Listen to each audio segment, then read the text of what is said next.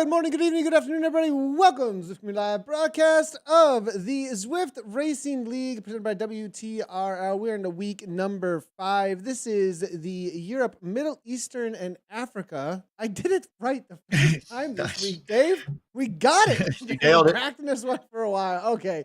It takes only fifth time's the charm. I don't know about that one. All right. So the men are about to jump out on course. We're on the Everything Bagel. We've got 4 different bonus streams out there for points, followed up by the big 40 points across the line. The sprint is very interesting at the end of this race with a downhill drag race, essentially. Timing is really, really key on this. We've seen this sprints many, many times before with huge upsets, but there's also in between, I think we hit like 17% gradients on some of these climbs. It's a very, very difficult course, but also it gives a lot of opportunity, I think, for riders who might be a little frustrated at times with how they might not be able to show what they got. I'm thinking of some hill climb champions that maybe, don't want it to end up in a sprint.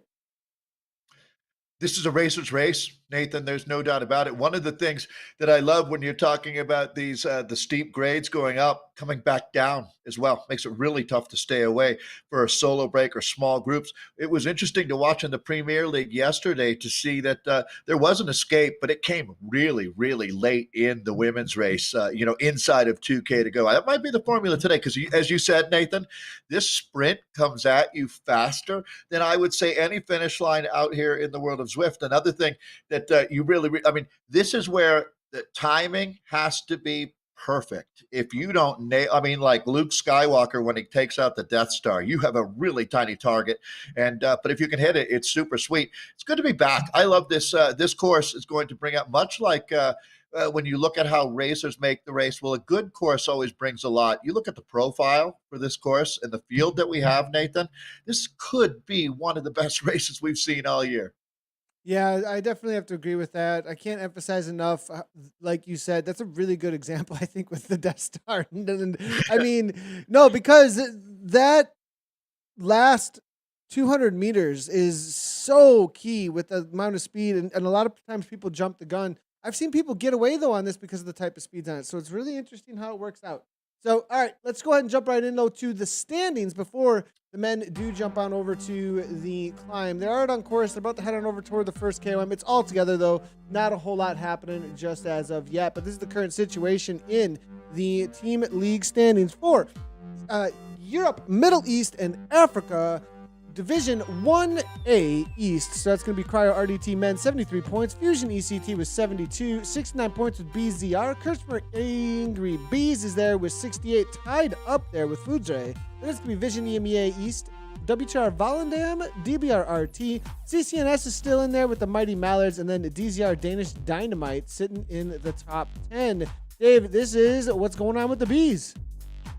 Yeah, Nathan, this division has to be the most hotly contested, no doubt about it. But one team has been dominant. DBR Tornadoes leading right now with 80 points. That's a perfect score here as we head into week 5 in the Zwift Racing League Community Week. So, a community day. 2 guys, Montejunto with 74 points sitting at second. Then you got the Belgian Zwift Riders, the Lions 1 squad sitting with 69. Eva Vortex 1's in 4th with 67. It's going to be then from 5th to 10th, SZ Heimdall, SZ Mimer, the Wolfpack ZRG-RT3, that's 7th, Cryogen Zonkolan in 8th, Belgian Zwift Riders, the Lions 2 and 9th, and then Kerkmeyer, the Hungry Bees, rounding out our top 10 right now. For the Bees, I'll throw it to you, Nathan, for the C's. Team Type 1 Sharps, they're making sure they're keeping it all in check, it looks like, with that glucose level, keeping it sharp there. Vikings Valhalla 75, SC Vale, then it's BM Pro C, then it's going to be Team Italy 5, WTRL Caprica, Evo Core, Crank It Up the Dirt, and then it's going to be Cryogen Icerin.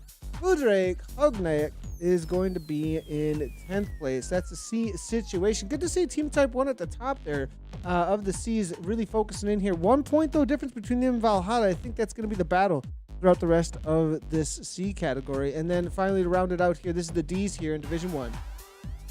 SZ Frey with 80 points. Again, they haven't missed a step. Belgian Zwift riders, the Gorillas won in second. It's going to be really close. Now, that's battle for second. That's how you move up to Division C for the top two teams. So the Belgian Zwift rider Gorilla 1 is going to be they're going to have a real battle with Vikings, Osberg in third. It's the ZESP Chinchillas in fourth, Kirkmeyer Bumblebees in fifth, Cryogen Koppenberg in sixth, Tugas Zico in seventh, the Newberry Velo Lions in eighth, GC on the Mend D in ninth, and then PRCC Delta in 10th. And I do want to give a shout out to the Newberry Velo Lions, Nathan. I saw they helped procure 4 tandem bikes for sight impaired individuals to get out and ride. And they even have a barn or a place to keep all of those bikes. So Newberry Velo, we have a lot of friends on that program. They have an in-game kit. It's a super cool team. So good job to them. Absolutely awesome. Great to see. Loving what they're doing. And that's also, of course, going to be led up by none other than Rachel Elliott. So good to see her. Good and awesome causes out in the world of Zwift and cycling in general here. But we are into the climb here with the men. Ed Huel went on the initial attack. Florent Mallard here as well, making his way forward for Foudre. Cryo RDT, the current leaders, as you can see, now also on the attack. Huel has had some amazing results so far. We're going to see if he can make something happen. But the initial attacks here, this is going to try and break things apart. Now, if you do want to put the suffering in and really get a breakaway situation, you can't really be patient, I don't think, on this course about that. I think you have to do everything you can to get as much distance on these opportunities because they're short, they're punchy. They are there, though, with the amount of gradient that is on this. We were up into 17% there for just a moment. We're going to go kick again here as we jump in. It looks like with Laverick now making his way to the front as well. 15% attack here from Kirchberg, looking for those points. And this is going to whittle it down. I'm not sure. I think maybe 30 or 40 over the top, though. Well, here we go. The first hostilities clearly well underway. So out of Austria is Stefan Kirkmeyer.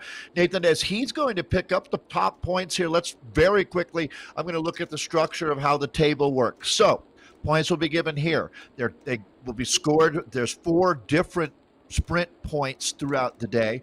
Kind of think a combination bonus points. We call them preems. Now, these points will be added up. They will be also, every rider will be scored at the finish. The top 5 is really significant. 40 points for the winner, 35 for second. So Nathan, when you get down to 5th, 6th, 7th, 8th place, it's only 1 point separating you there on the table. But up at the top, we reward the top riders on that day now quite significantly. All of those points for your individual rider and then the team are all added up, and then we'll have another final points table that will be starting with 20, and that will be for the day. This is the 5th round. We've already done 2 of these, what we would call scratch or points races. We've done 2 team time trials already. So Nathan, that kind of gives everyone an understanding. We're right at the midpoint of the season. One of the most dangerous riders in the world is Ed Laverick, and we've got the first significant split. Nathan, it's a war of attrition out here. There's no doubt about it. It's 34K on the Everything Bagel. This is a futuristic. It's like George Jetson meets Gotham and Batman here. It's a crazy course that you race on. But Nathan, let's talk about the racing that we're looking at. That's going to be Kirkmeyer coming back. And what kind of a split have we got here? Is this going to be a bigger group in a couple of minutes? Does that second group join? Yeah, I believe we do have a second group that's going to be able to make it here, but I'm not sure as to whether or not the third group is going to be coming back. If this all gets together and they start pressing the pace, there's enough riders here to really distance themselves, I think. Looking back just a little ways here, Lerstein here, and these riders, they know there's not a lot with them here. Goliv, Hansen as well. We're seeing Robinson. We're seeing Karstensen is here from the Vikings. This is only 6 riders, and then there's a larger group behind them. But the kind of speeds that we're going to be seeing from them because they were dropped, I think is not going to have even nearly as much motivation as we are going to see from this front group. And this front group with 33-plus riders here, they've got the speed. They've got the snowball effect here. They're going to want to try and stay away. I think you are going to see some teams working to not bring anybody back. And also, keeping things very difficult is also going to cause some of the riders in here to perhaps struggle a little bit and not really just get a free ride. So we'll have to wait and see what ends up happening. You know, we do have a sprint section coming up pretty quickly. This comes at 14K, I believe. So we're looking at about from 8K out from here. We could see a couple of attacks, though. One thing I did see this morning in the APAC men's is a lot of attacks actually on this translucent road after leaving the KOM. So it'd be interesting to see if they do use some of the opportunities here to still break things apart, because some riders are still going to be recovering. 160 beats per minute, that's no recovery heart rate. Far up here is 140, though. We've got riders who've got the fitness. They'll be recovered at this point, might be able to give a little bit of attack, because it is a course. If you use the course well, you can try and get away. It does work.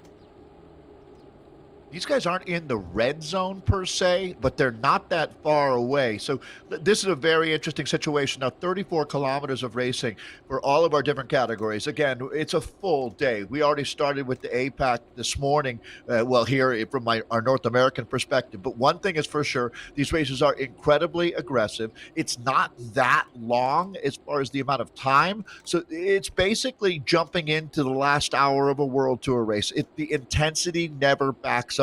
And my heart goes out to these guys, small groups trying to chase down a group of 33 guys, especially if you can see they're keeping it right around 5 watts per kilo right now. The guys hitting the front will do a little bit more. And that's the thing. That group that second chase group there, Nathan, man, they're going to start running out of guys pretty quickly here as we take a look at one rider dangling off the front. I'm always remembering, Nathan, it's a ways here until we get to that next sprint point. That comes up, I'm going to say, around a little past 13K. So this isn't a move to get points, is it? No, this is a move to try and cause a little bit of mayhem. The other thing about this is that after those sprint points, as you can see here, BZR was not involved there at all. So perhaps they were just trying to follow wheels and were planning something like this.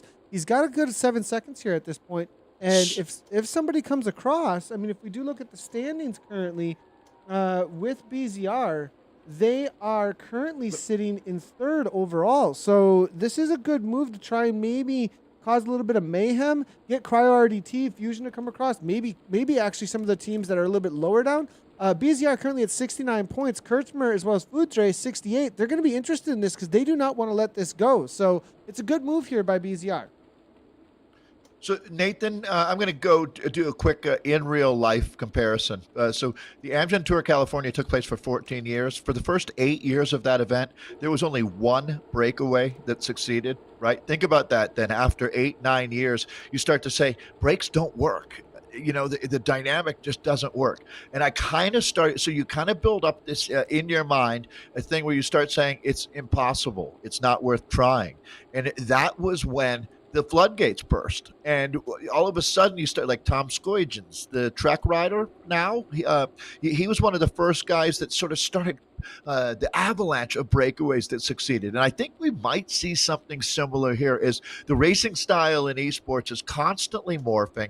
And, people do talk about how hard it is to win out of a breakaway. Well, I think it's early, to tell you the truth, at 8.9K. But what Nathan, I want to go ahead and dovetail into what you said, because if 4 or 5 other riders, though, are motivated by Van Breda right now, the WTRL rider, all of a sudden it's a different story. This course is really, really hard. The Everything Bagel that we're racing on here today, it's got some steep climbs, and it's relentless, much like top racers. The course just keeps coming at you, and it gives you a lot to work with out here. So they're going to bring this one back. It looks like we're going to hit the reset button, but that is not a huge group that we've got almost a third of the way into the race.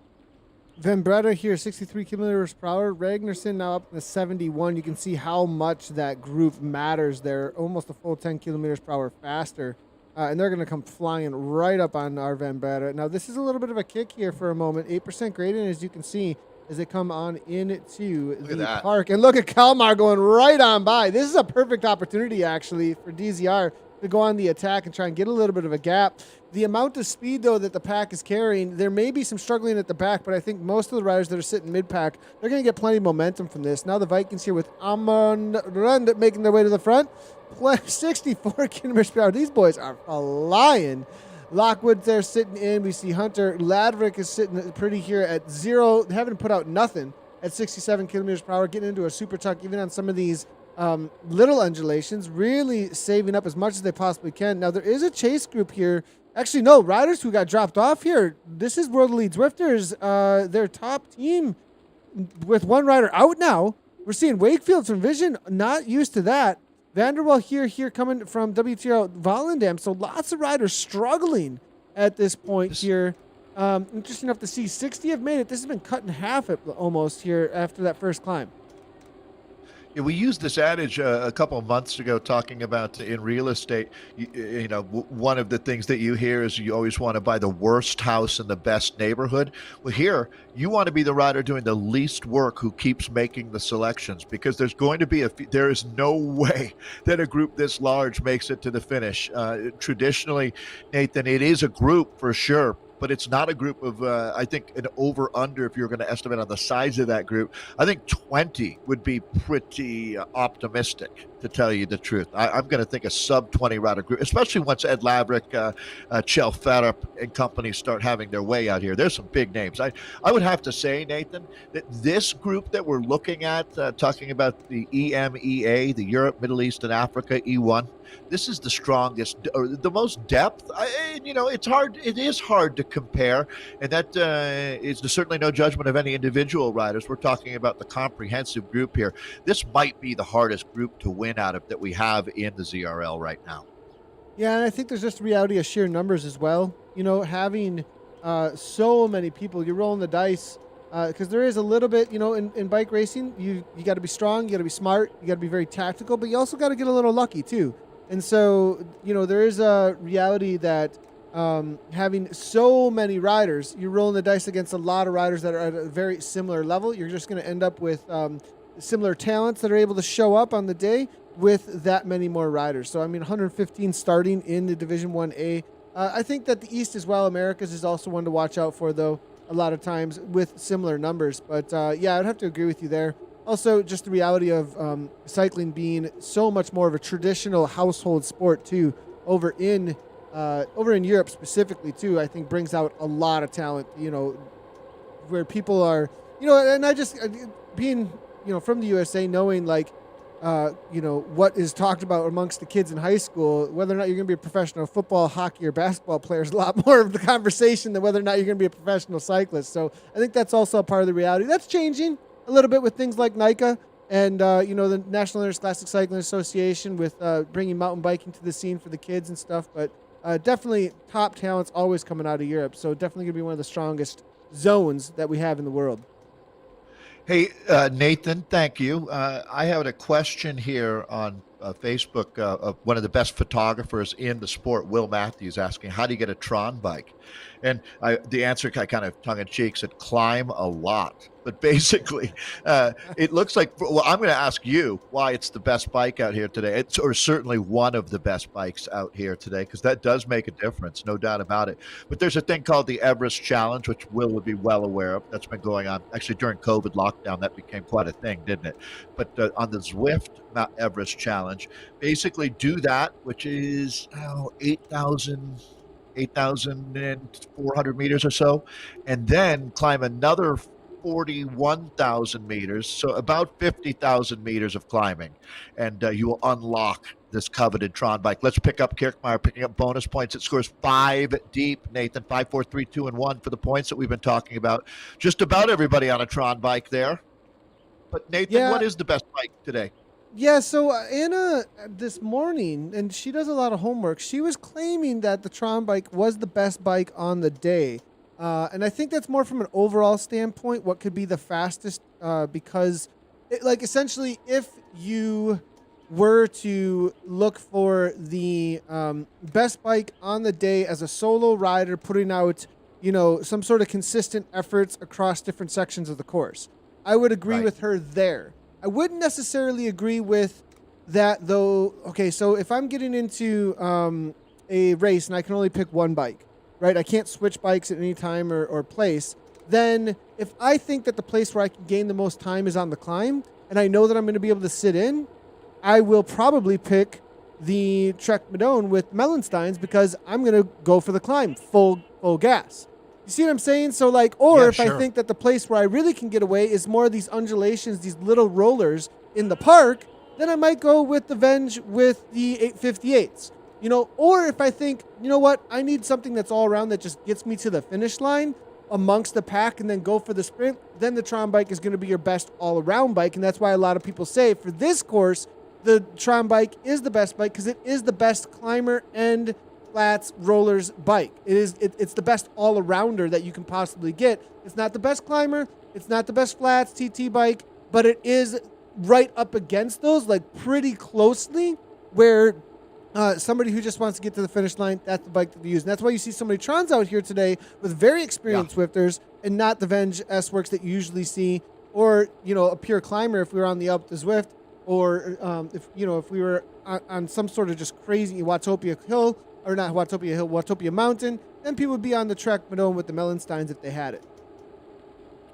Anna clearly, though, was on to something. You can see that these guys know what they're doing, Nathan. A lot of times you can look to the pros and say, well, and the old conundrum is, well, they just use that because they're sponsored by brand X. Well, in this case, these riders are choosing whatever they believe would be the best bike for the situation. So obviously they're in line with Anna. It's really fun. Here's a great example for you, though. We did these gravel races this summer, or summer here in North America, and we had mixed surface courses, and there would be times when using a mountain bike would be better because the algorithm that's created by Zwift, it really does matter what kind of bike you're on. But let's look now at the points here. As I said, it was 5 points for the win after 2 bonuses. We call them preems here. You can see that Stefan Kirkmeyer of the Kirkmeyer team is perfect. He's won both of them. Well, excuse me. No, you got that right. Both, you got that right. But then how did Ed get? Oh, so right. And then Ed didn't win one, but he scored in 2, meaning he could have a 4th and a 5th. Excuse me, a 2nd and a 5th to get 5 total points there. That all makes sense. Ed Laverick of Wahoo Lacole then with in 2nd. These points will all be put into the collection that each team has. And for example, now 40 points is what you get for the win, right? So Stefan Kirkmeyer has already scored himself what would be the equivalent of, I'd have to look at the table, but about a 14th, 15th place in the race with those points. You can see that Max Janaudet of the Foudre XO team has got 4, as well as Seb from Dirt Wolfpack. So, all right, Nate, Chelfera up there with 3. So the points are starting to be distributed. We're looking at Pronovost of one of our favorite teams, no doubt about it. So this is a good example, too. A team based in Connecticut, the east coast of the United States, that races in the European League. As right now where they are, it would be just probably taking their lunch break at work. Yeah, and it's always good to see the CCNS Mighty Mallards. They really put on a show in the first week of racing, so they've really been on our radar since. Now, this section of course, though, everybody, if you're still have some racing to go for the day and you're watching the broadcast, pay attention, because this section of course provides a lot of opportunity that if you've got something left in the tank, or if you could even plan for this section of course, because it is a 1%, 2%, 3% uphill false flat for quite a long time, and these can be very deceiving.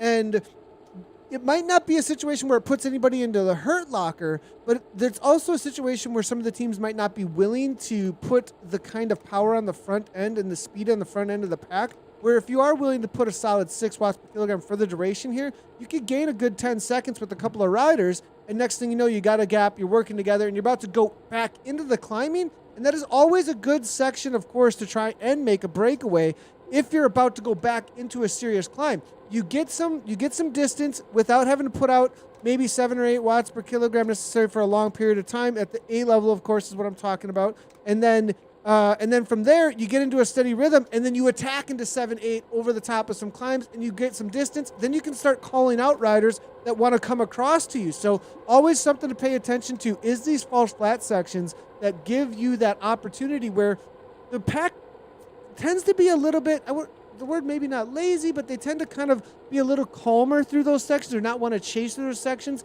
And it's not as obvious that, look, this can get away from us. So I was actually a little surprised to not see anything come out of that, but I have a feeling that the reality of what the climb is on the reverse KOM is going to be on their minds, though, coming up here in just a minute.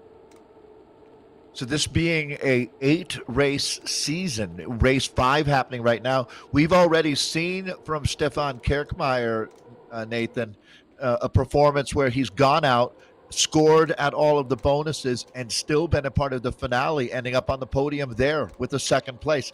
I expect this to be a similar performance here today. Watch out for not only does Stefan Kirkmeyer end up factoring into all of our preem sprints, and I think he does it. I'm going to predict he wins this race today, to tell you the truth. I know that's crazy. Look at him going for all of these bonuses. That should certainly dull the sharp edge that you're going to need for the finale, but it looks like he is on an incredible day to me. Ed Laverick will have something to say about that once he switches into Ed mode, but Ed has also been contesting, Nathan, for the bonuses along the way. If that tells us anything, though, Stefan Kirkmeyer must be feeling incredibly good sensations coming from his legs here as we make our way through the middle part of the race, actually just past the middle part here.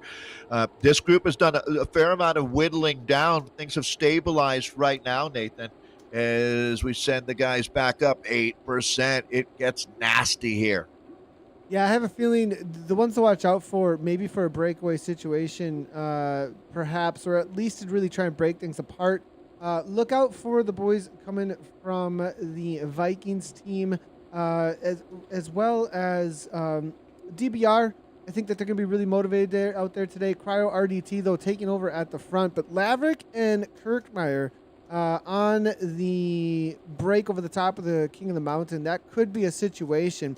Ragnarsson here from Cryogen has been very involved as well. So I think we're going to see 5 to 10 riders really separate things out. I think that there's going to be some softening up of the legs that it's going to be happening. And I have a feeling that this time over the top, we're not going to have the regrouping that we saw the first time around, especially with these climbs that we have early on. Here, this isn't initially its own King of the Mountain right now that's going to put some hurt on. And a lot of times we do see a little bit of breaks here. It does look like they're just going to climb it, though, at a steady 6 to 7 rather than any kind of serious attack. Well, and you know, Nathan, Cryo RDT has been phenomenal out here, and this is a team-based competition, and you got to look at, so Eddie Oile is the South African rider that will have a target on his back. Very, very dangerous rider. You were with Michael Mertens a little bit earlier. He's another rider here, Nathan, that I would be keeping my eye on today. The other squad, DBR, that you mentioned, Lasse Hansen. This team has depth as well, and that's what you're going to need to be successful. But I'm with you. The next time that you see this group split, and it will split on that next KOM, I don't know that they're going to be able to weld it back together. Positioning starts to become more and more critical right now. Cryo RDT starting to apply the pressure up there, and that's going to have that ripple effect back through the group where guys realize we're starting to get serious here as we're in with Madsen of the Fusion team. And you can see, yeah, look at this, Nathan. See how many riders are trying to scramble to get up to the front right now because they realize that it's not going to be long until everybody's just gnawing on their handlebar here. So there you go. I love that. I love that saying there, 9 on the handlebars, everything they can possibly pull for the energy here. But yeah, let's talk a little bit about the team standings, because that's really going to be the story here as we look at Fusion. 72 points sitting at the back here with Madsen, probably just reserving some energy, but that's going to be that yellow, the light gray Fusion ECT kit, as you can see. BZR SPD also going to be, or SPSD, also obviously a team that's going to be watching out. But Cryo, they've been very dominant. 1 point's the difference, though, between them and Fusion. So they're going to be watching each other, I think, today. Nathan, I want to make the point here. This is a perfect time. So if you do me a favor and leave that league standings up there, okay? So remember earlier I was talking about the 10 points that Kirkmeyer had earned, right? He's won 2 bonus sprints here. That gives him 5 and 5, and that's 10. That doesn't mean that his team has added 10 points to the total you're looking at here. You have a couple layers you have to get through, because those points that I'm talking about for Kirkmeyer, those preem points, get added into the points that we distribute at the finish line. And then we take, so that's for one individual. We take all of those individuals and pool them together, right, Nathan? And then we have 20 points that you could win. So the maximum number of points that Cryo would have if they, let's just say they win the race and they win the most points, would be 93. That all makes sense, right, Nathan? You just sort of, you hear about the points, and you kind of have to understand where they're being distributed. So these preem points are added up in the days total for the individuals, which are added up with the team, which then gives us the days winner. We're into the 5th round now. This is the highest level of community racing that we have. And a couple of the teams here are looking to get a promotion. At the end of 8 weeks of racing, top 2 teams will move up into Monday's league in the ZRL. So kind of breaks it down for you. Some goals, objectives. Some teams right now, you can see that that it's really, really close here in this division, which is Europe, Middle East, and Africa. Yeah, and it's a good point. With Cryo RDT at the top here, they're looking to try and get into that Premier League, obviously, at 73 points. They're going to have to hold on, though, as it's still really close. A 5-point difference is not that much. And, across the line, to get 40. Okay, so just so everybody understands, across the line, it's 40 points for the points that are added up on the day, but it's the team that scores the highest points on the day that gets 20 points at the end of the day toward their league standings. So their league standings, the most that you can add to these league standings is 20 points. Second place gets 19. Third place gets 18. And that's why things are so incredibly close here at the top, is because we have 20 points each and every race on offer for first place, all the way down to 1 point for that 20th place. So a perfect example, Nathan, then, just following up what you're saying, if Fusion was the top team today and Cryo finished second, which is entirely possible, that's one of many scenarios, we would have a tie then, adding so it would be tied at 92 points apiece. Excuse me. I wonder. I think if Fusion came across the line before, like, I would have to ask Martin about this, but what's pretty cool so is 20 that points for Fusion if they win as a team, right? If they win as a team, but what I'm getting at is who's leading the series then, and I think it would be Fusion if they came across the line first. Oh. If Cryo RDT came across the line first before someone in Fusion, then I think they would be the official leaders. Now I'm not positive about that, but that'd be interesting. Well, now you're into the it tie matters breaking. At the end of the day, right? It matters at the end of the day. Well, so we have that scenario, right? There are ties that exist already, right? And so, yeah, there are tie-breaking formulas that are built in, right? And so exactly that then, right? So say Fusion gets the 20 points for today, that'd move them up to 92. If Cryo was second, they'd get 19, also at 92. And then, right, we'd have to start looking into the rule book, or I would, at least. Our man Martin at WTRL would, he's got the answer, I'm sure. Someone has to write these rules as well. It's interesting when you look at how you build up the tables and try to create a suspenseful season and avoid runaways, but properly reward the winner.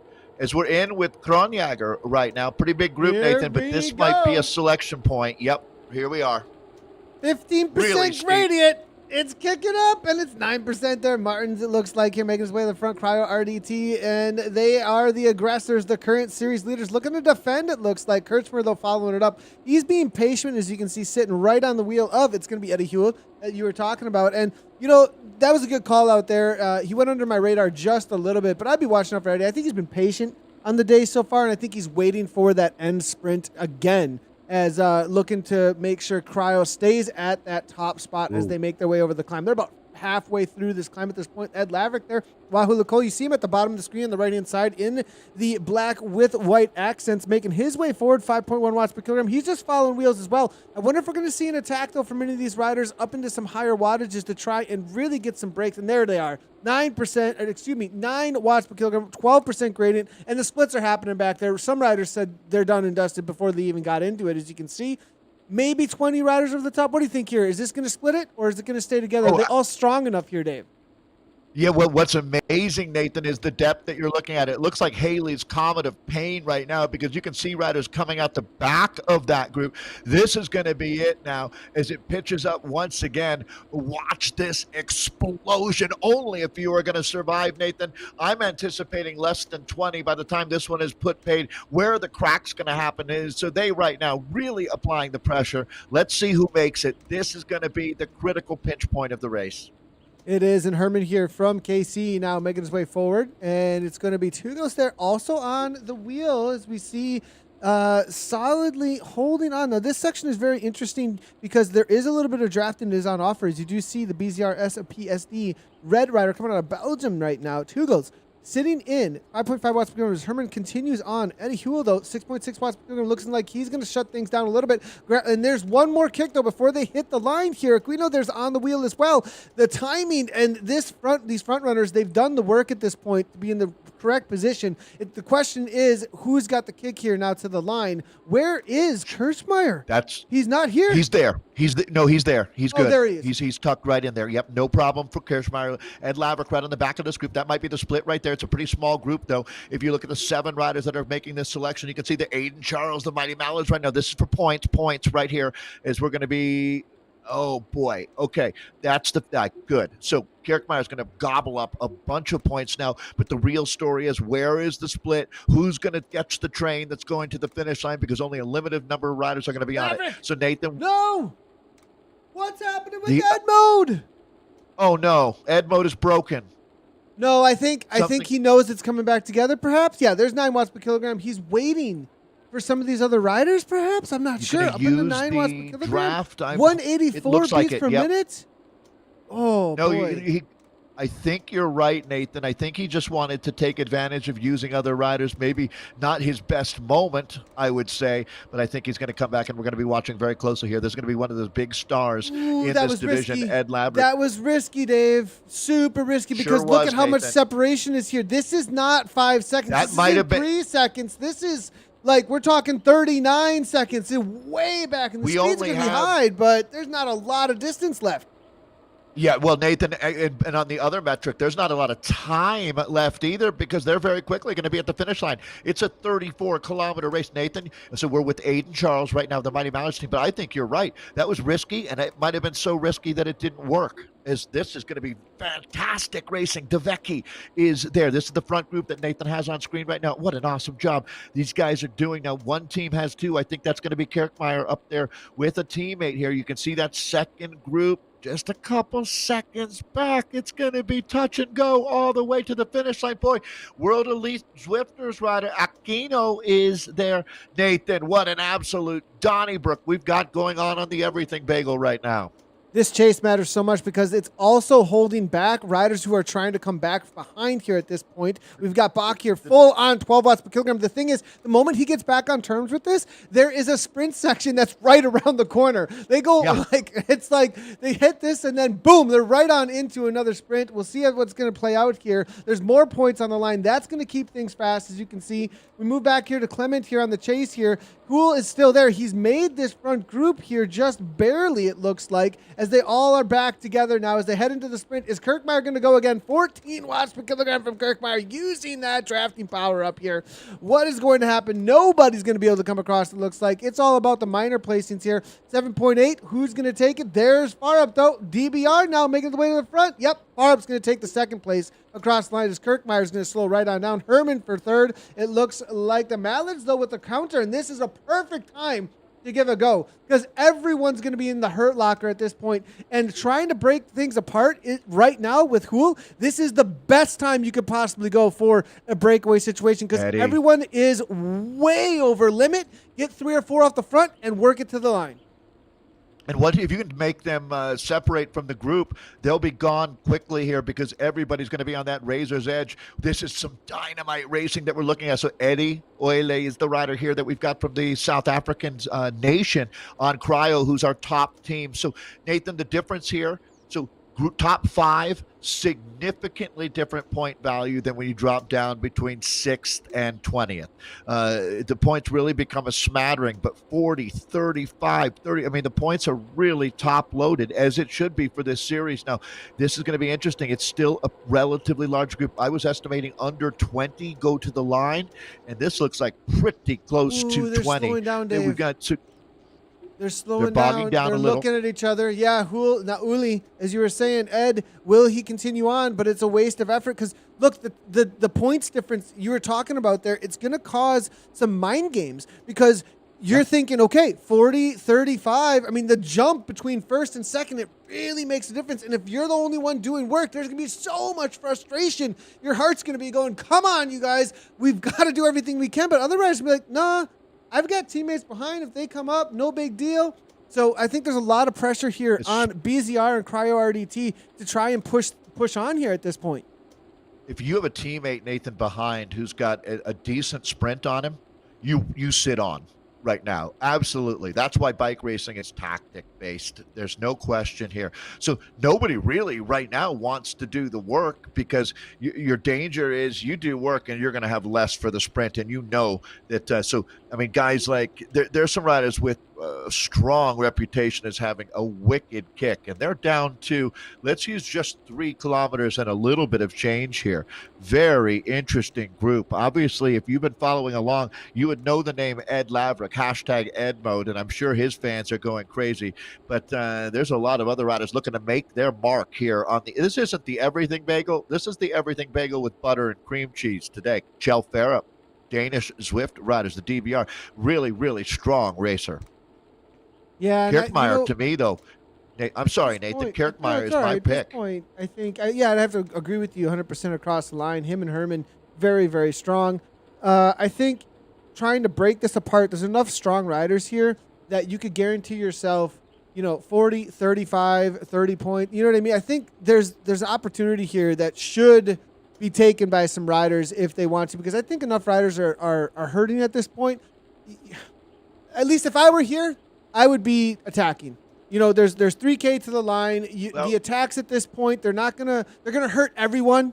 It's whittled down to 10. Everyone's gonna have to respond if you're throwing down attacks over and over again. Start playing some games, and then because of the reality of the straightaway that is the finishing straight, I think it's gonna kind of calm down enough. You've got enough distance, and then you can still set up a sprint. So I would have been attacking a little bit more at this point personally. Well, Nathan, I agree with you, and I think that you're predicting what's going to happen in about less than 1K.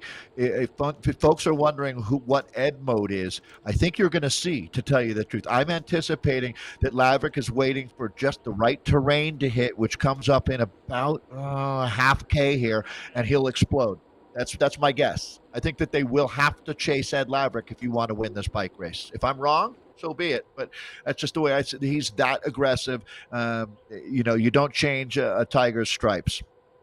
Yeah, and Laverick, I think, also there is a 5% uphill grade. They're going to take this right-hand turn. They're going to get onto the last stretch of road. There's going to be a couple little undulations. There's going to be a false flat uphill for 1% gradient. He does have the watts per kilogram, and that's, I think, going to be the only section because that downhill is just not for him. That downhill sprint is not his forte.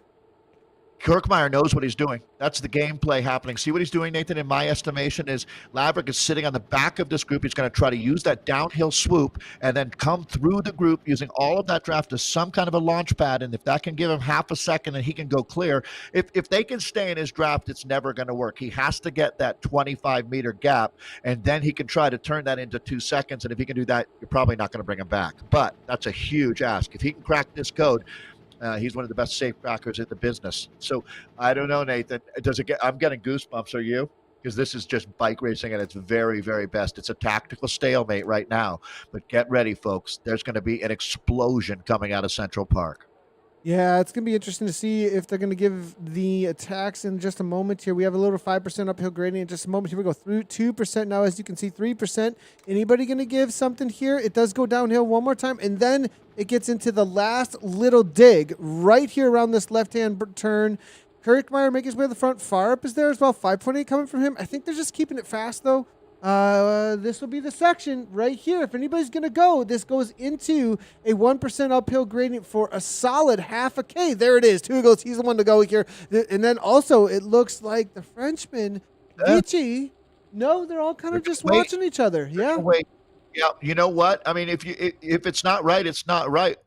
As we're going to, the front group now, then it looks like prepare yourself for a sprint. Nathan, you know how this one comes up so fast on you here. This is just crazy as far as this sprint goes. We're taking a look at some of the groups right now that are working hard to try to look at how broken apart this is. I mean, everything is just completely mayhem out here. It's been a tough day for all the riders. Back into the top 20s here. This is the main chase group, but even the main chase group, look at how broken up this is. They're only 8 seconds up from them here. This is what we were looking for. they're within sight. I don't think they're going to catch it, but DBR has, as well as WEZ, they've got all the motivation in the world to do so. As we do see a little bit of attack here from DeMay here out of Italy. 7 seconds, they can still do it, but they've got to go all in. Yeah. Unfortunately, there's just not quite enough real estate left because this finish comes at they're about to start sprinting here. You're right, though. I mean, look at that. You can see the group that Nathan is talking about. I mean, they're close enough. They can smell the embrocation coming off the legs of the front group at this point. But I think, Nathan, that's just going to be one bridge too far, as they say, because here we go. We're going to start ramping it up now, starting to see some of that's going to be Eddie Elliott going red here. The numbers are going to start to pop. Yeah, well, I get it, though. Going to press on here, going to lift the pace. This is so early for the aero power-up, so this is, I don't know about the timing here. Here goes Aquino, WEZ, 12 watts per kilogram coming from him. It's going to be Kirkmeyer and Herman here coming on through with another aero power-up. It's going to be all about timing. Herman, 14 watts per kilogram. Kirkmeyer as well. Kirkmeyer up into 17, but who's sitting on? It's going to be Vici. Vici, though, is he going to come through at the last second with the drafting power-up? Oh, my gosh, it was so close. But Kirkmeyer takes it down. Oh, boy. Now, going backwards just a little bit across the line, Eddie Uli there, almost able. We'll have to take a look at the results and see what the replay has to say for us. But the kick to the line, it was Kirkmeyer with just the power. I'm not even sure the timing was really what it was there for that rider. We're going to go ahead and jump on in with some of the other teams out here. But let's take a quick little look at the replay and how that ended up playing out. It was really interesting to see how WEZ had gone for it there. So, quick little look here at how things played out there. Aquino, they're going early. It's so early, he got swept up. I think that's going to be a little bit of regret coming from him there, Dave, as I think he went nothing but backwards with how early that attack was. A historic moment, to tell you the truth, Nathan, is this is the first time that, well, in the elite categories that we've ever seen a rider make a clean sweep of the day, winning every preem and the finale. Stefan Kirkmeyer here, you can see how close it was, but again, the timing. I mean, he if the race was another 30 meters longer, he doesn't get the win, but the Austrian Kirkmeyer, wow, absolute clinic out here today. Nathan, every preem and the finish. Boom, out go the lights in Austria. Yeah, interesting to see. We'll see how Kirkmeyer ends up on the day with the results, with the points. Now, we are jumping in with the B category here. I believe this is going to be the front end of the Bs, if I'm not incorrect. KCB 4. It looks like with Noose there making the chase. Struderbeg as well from ZRG. Making his way forward too. So this is going to be the B category. We'll be jumping in with the women here. They'll be starting in about 14 minutes with the women's race. And then after that, we will be in with the Europe West. But we're going to try and jump in with all of the riders as much as we possibly can across the categories. So the B category here with Nyers there, as well as Lights from the Herd Bike. It's going to be Stror. And then Kabat there and Team Vegan on the chase as well. So pretty chill here. Looks like Nyers was on the attack.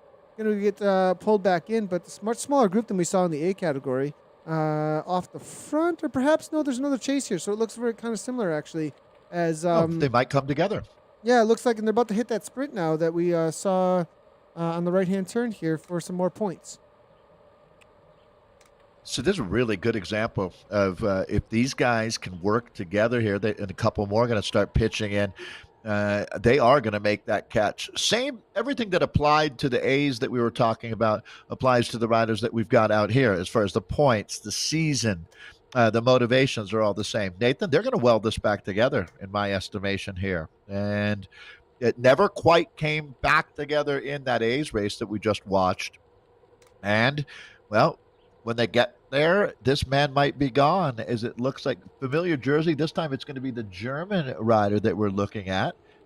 They're going to cover that move here. Not playing around as they're down to the business end. Almost 29K in. Grabbing that sprint point there real quickly, it was, that may cause things to stay apart here, having that sprint point in there. As Z there trying to make the close down with Zeno and Anderson from DBR. I think they're going to bring this back. It's going to calm down ahead unless there's a little bit of motivation. Seems like they are motivated, but it's close. 5 seconds. It's It's going going to to be touch drag and out. go. This is a trade. Yeah, Yeah, it's a lot yeah. of attrition here happening, Dave. Yeah, you kind of got to take a temperature here to try to figure out which direction this one is going, right? And that's what I love is that you never know what the best race of the day is going to be, what category. These guys are clearly having a good time out here. I'm glad we get to watch this, Nathan. Very, very cool.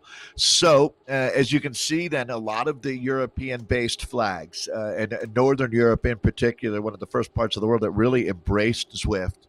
But also worth noting, Nathan, is everybody on it? Almost everybody on a Tron bike here, which shows that, as we were talking about in the previous race, if you've got a Tron bike, you've spent your time climbing on Zwift. Yeah, that's true. There's definitely a huge amount of experience amongst these fields. You know, the Everstein 5 times out there. Now, you don't have to do that in one go if you're looking for the Tron bike. It's a challenge you do over time. And you know what's interesting You can stack your efforts. Thank goodness.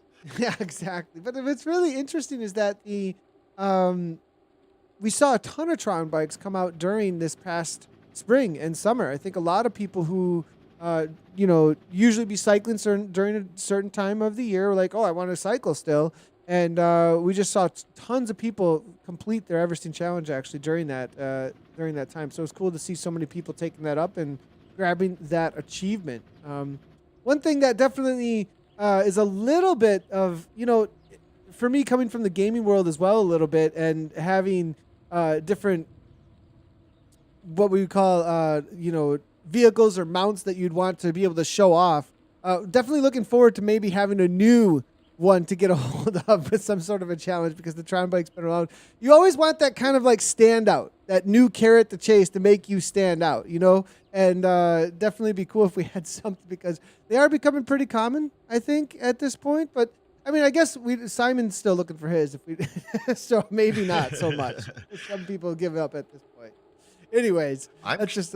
Go ahead, Dave. I love Nathan does a podcast, Simon Schofield and GP Llama. It's such an awesome, the Zwift Insider. I highly recommend if you're into that kind of Zwiftcast. I'm sorry, Zwift Insider is a thing I read actually that always gives me the insight on the WTRL courses. I apologize, but on the Zwiftcast, you will learn about all of that tech stuff, and Simon does a great job of uncovering what's coming up next in the world of Zwift. But let's get back to the action here, Nathan. They're a little over 3K. Let's use 4K-ish to go here. Yeah, we do have another chase group behind at this point. Vita, Seabar, Gamma, Sorensen's also there, as you can see. So another chase group, 30 seconds back. Don't think that's coming back. There's only over 4K. It's just a little bit too much. But these riders, they are staying motivated. One or two, though, that are saying, come on, boys, let's make a move here. We're getting a little bit lazy. I'm surprised we haven't seen anybody just try and jump across with how small that gap is, though. 168 beats per minute we're seeing from Zemo. It might tell us that most of these riders are absolutely at the limit. 170, 154. Sorgen, maybe with a little bit of something, depending on how high that max heart rate is. 169 here. So most of them I do think are kind of at the limit and maybe just unable to jump across. I'm a little surprised, though, that they're not just shutting this down. It's only 6 seconds here. Yeah, and if you look at the numbers over there in the left-hand part of your screen, they're not outrageous for these guys at all. I think everybody keeping their powder dry, pretty prepared for what's going to be one big surge for the finale. As we saw with our A's, they started way out, didn't they, today? No one wanted to get caught off guard, I would have to say. Yeah, on this sprint, if you do have a chasing group, because of how fast the sprint is, if you get a little bit lazy, you can end up getting caught. And I think a couple of riders were thinking, we need to go and go now. And I would rather end up top 5 than end up top 20. So perhaps there was a situation where, like, look, that group is coming, and if we don't ramp this up now, they're going to come on like a freight train because the snowball effect in a sprint is just as much as it is on a downhill. So if you have 20 riders sprinting full on at 1,000 watts, that is going to snowball effect into an extra 5 kilometers per hour, and that can very quickly shut down your gap within a 500 meter, half a K. So I have a feeling a couple of riders did go very early, mainly because that chase was coming Just on. stay They got away. a little antsy. Yeah. Yeah, they got antsy.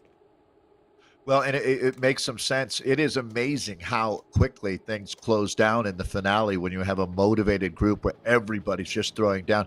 I mean, that's sort of like your dream team time trial, right? Where you have just 8 guys just throwing it down, coming over the top of each other relentlessly. The group just carries. If everybody just goes all in at the same time, you're never going to travel much faster than that. As we take a look now at what would be the finale here, it looks like these groups are pretty much going to stay separate or stay the way they are as we now prepare for finishing sprints. Yeah, we're into the last K here, K and a half at this point, and Team Vegan making a little bit of the front with Fares here. Then Roth there, WP5. ZRG, the Zwift Riders Germany, also always taking some pulls at the front. They have extended their lead just a little bit, so not sure this chase group's going to make it across. I do believe that front group has a little bit more energy in the tank, and here it is. This is what I was talking about. Somebody just saying enough is enough. We need to shut this down now or this race is already over. Because of the uphill gradient through here and the calmness at the front of the race, I think that this rider will be able to get across. Whether or not he can get across and then have anything left, though, because it's going to be about a K to the line at that point. Well, if you think about it, though, Nathan, you don't have much to lose at this point because if you can hold off the group behind him, which is going to be a big ask in itself, they're not in his slipstream now. He will get it would be like winning the bunch sprint from that group, at least. So if he can stay in no man's land, that's a victory in and of itself. Yeah, and it does look like it's instigating a little bit of a chase behind. It is still 6 seconds. The riders up here, they're not really taking anything that looks like serious pulls, so it is coming back down a little bit. Jeremy there coming out of France, it's a solid 7 seconds still. Now it's going to go downhill. It's going to have his work cut out for him. Not sure he's going to have the kick that's needed, though, at this point. I thought perhaps on that 1% uphill grade he'd be able to make something happen. It's all back together. Are they going to start working a little bit of kicks here? No, they're not going to close this down. This group is going to stay away. Surprising. It was touch and go, as you said. It was a race of meters for them at one point, but they gave in or just didn't have anything left in the tank to give. A little bit of a kick uphill, and then we're into the final 500K. Shows you how hard it is to close down a gap out here, just like in real life. And this is it. We are locked and loaded. This is not a drill. Big time sprint, finishing sprint coming our way. And a group a little bit less than a dozen riders here ready to throw down. Fares there, Team Vegan. He's always been on the front, it seems like. Here comes 11 watts per kilogram. Abraham now 11. 12 watts per kilogram coming from the rider here from a bike Schroer. That's actually going to be a Kirchberg cycling as well with KC. I was going to say channeling his inner Kirkmeyer. Yeah.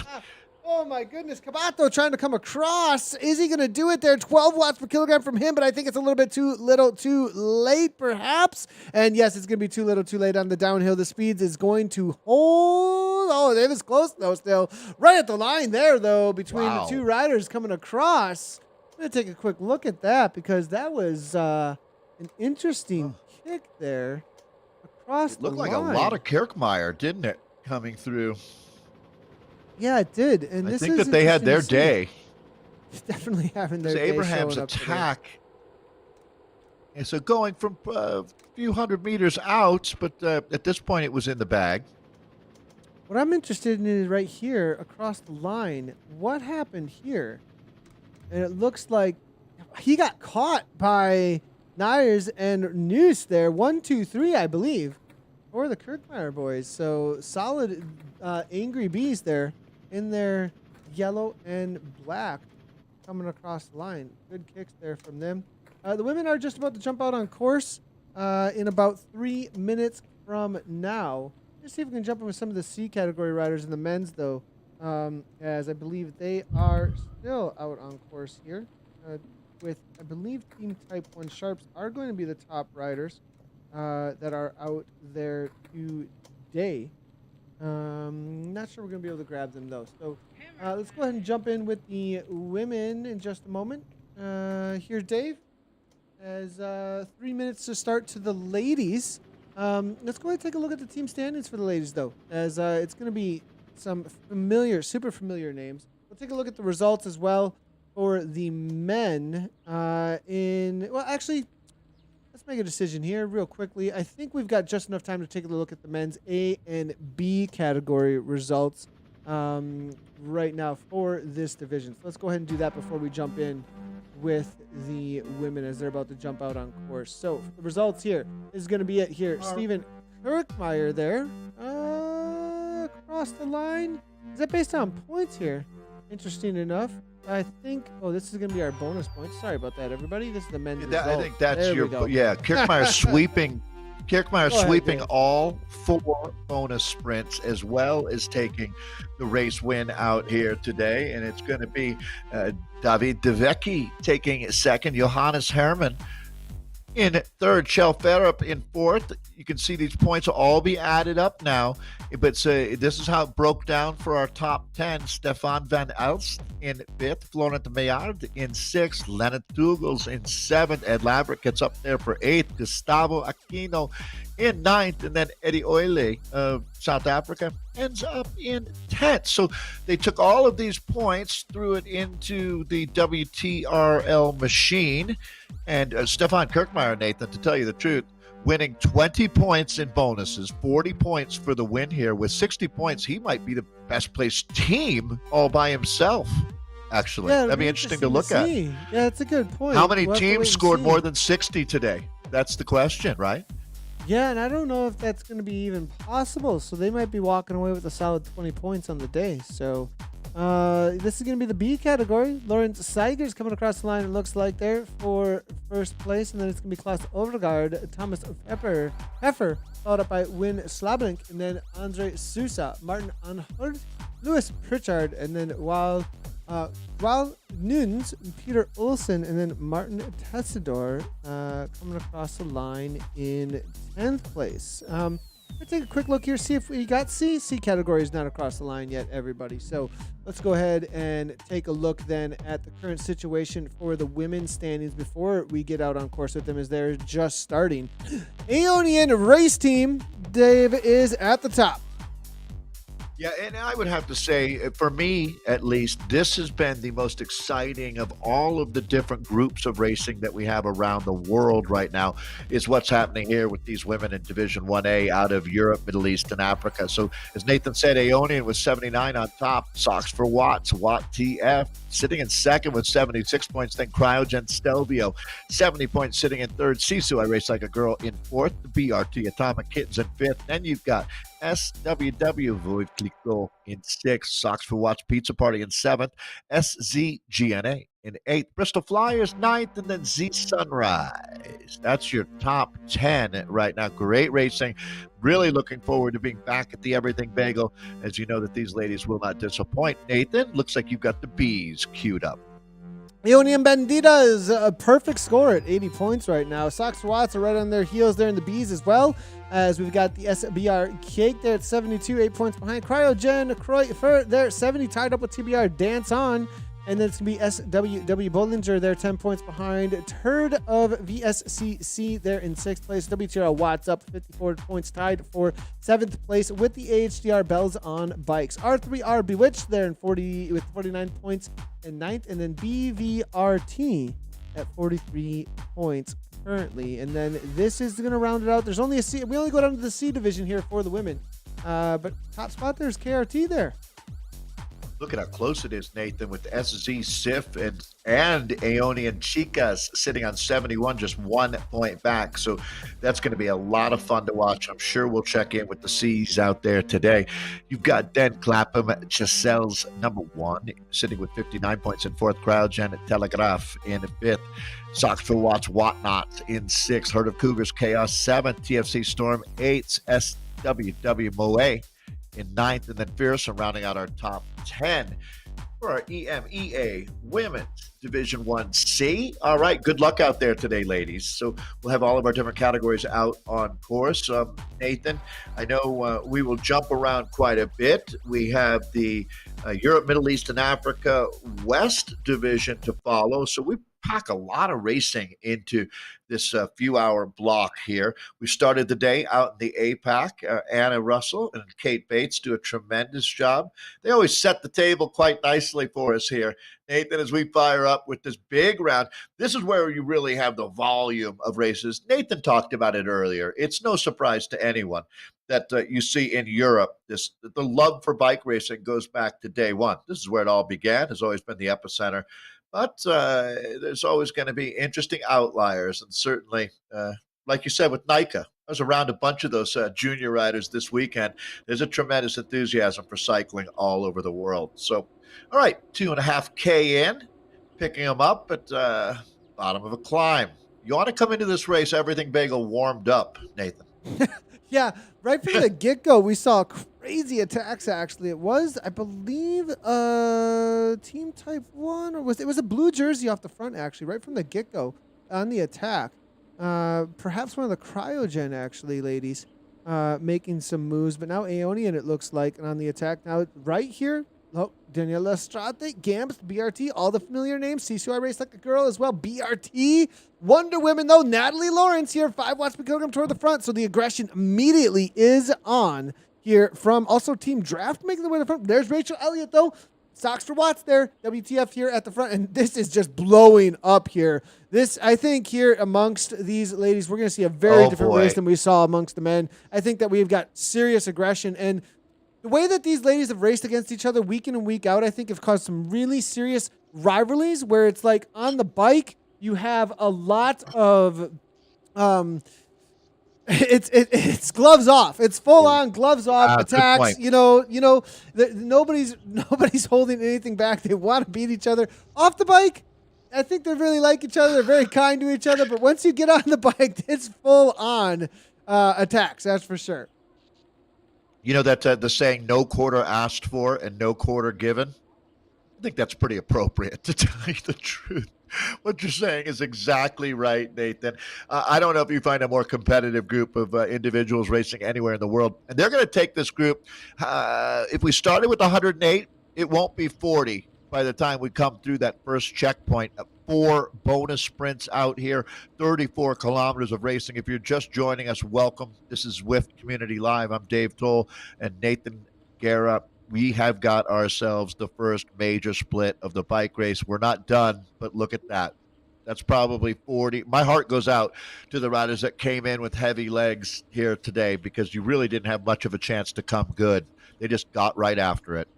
Goes to show you what kind of level is being raced here in this EMEA for the women here, because it is a full-on attack here. And Leah Thorvaldsen here at this point now being dropped off. That's not a rider you would expect here. Fuji find Sunrise. Well, it's interesting. Yeah, I mean, I get not ideal situation, that's for sure, right? Actually, if you see Leah being dropped, you know it's a brutal day. Yeah, and Cryo RDT here being able to make the move. Balti's there. Taylor Polka Dot here. It looks like Bombs now able to hang on. But at the front, it's going to be Cassie Baldy with that Sox Watts top team here. It's Cassie Baldy. She's pressing things on at the front. And Catherine Curry. It's Catherine Curry that's really been the aggressor, it seems like. We've seen her on the front here with CCI Race Like a Girl. And the reason why is I think she knows the kind of teams she's up against here that have more riders that can push these kind of watts, and she wants to break them apart. Yeah, Nathan, this is a really, really interesting dynamic that you have. Catherine Curry, she's been well documented here, that out of Northern California, it was part of the Webcore team in the U.S., was one of the, she was our U.S. national champion in a time when it was a very, very high level of racing here in the U.S. There's going to be a limited number of women that survive. How about Jamie Lee Wright today? What a ride the rider from Guernsey is having here of the Aeonian team. MacGyver, no surprise. That's a cryogen rider out of Scotland. They are so to the line for this. I thought that MacGyver's going to come over the top, but no. Catherine holds on. That was really cool to see. That was so cool to see. Nathan, I'm going to say we'll look at the back-end API on that one. Although I agree, I think that Catherine Curry just holds on. That was by a cat's whisker. Do we have a 2-rider break this early? Ooh la la. So, okay, if you're a bike racing fan, let's take a look at what's going to happen now behind them. So, normally you'd say there's a huge peloton to chase them back. Nathan, there's not. It is riders all over the shop right now. They have blown this race to bits. This is such an interesting first 5K of racing. I've never really seen anything like this, Nathan.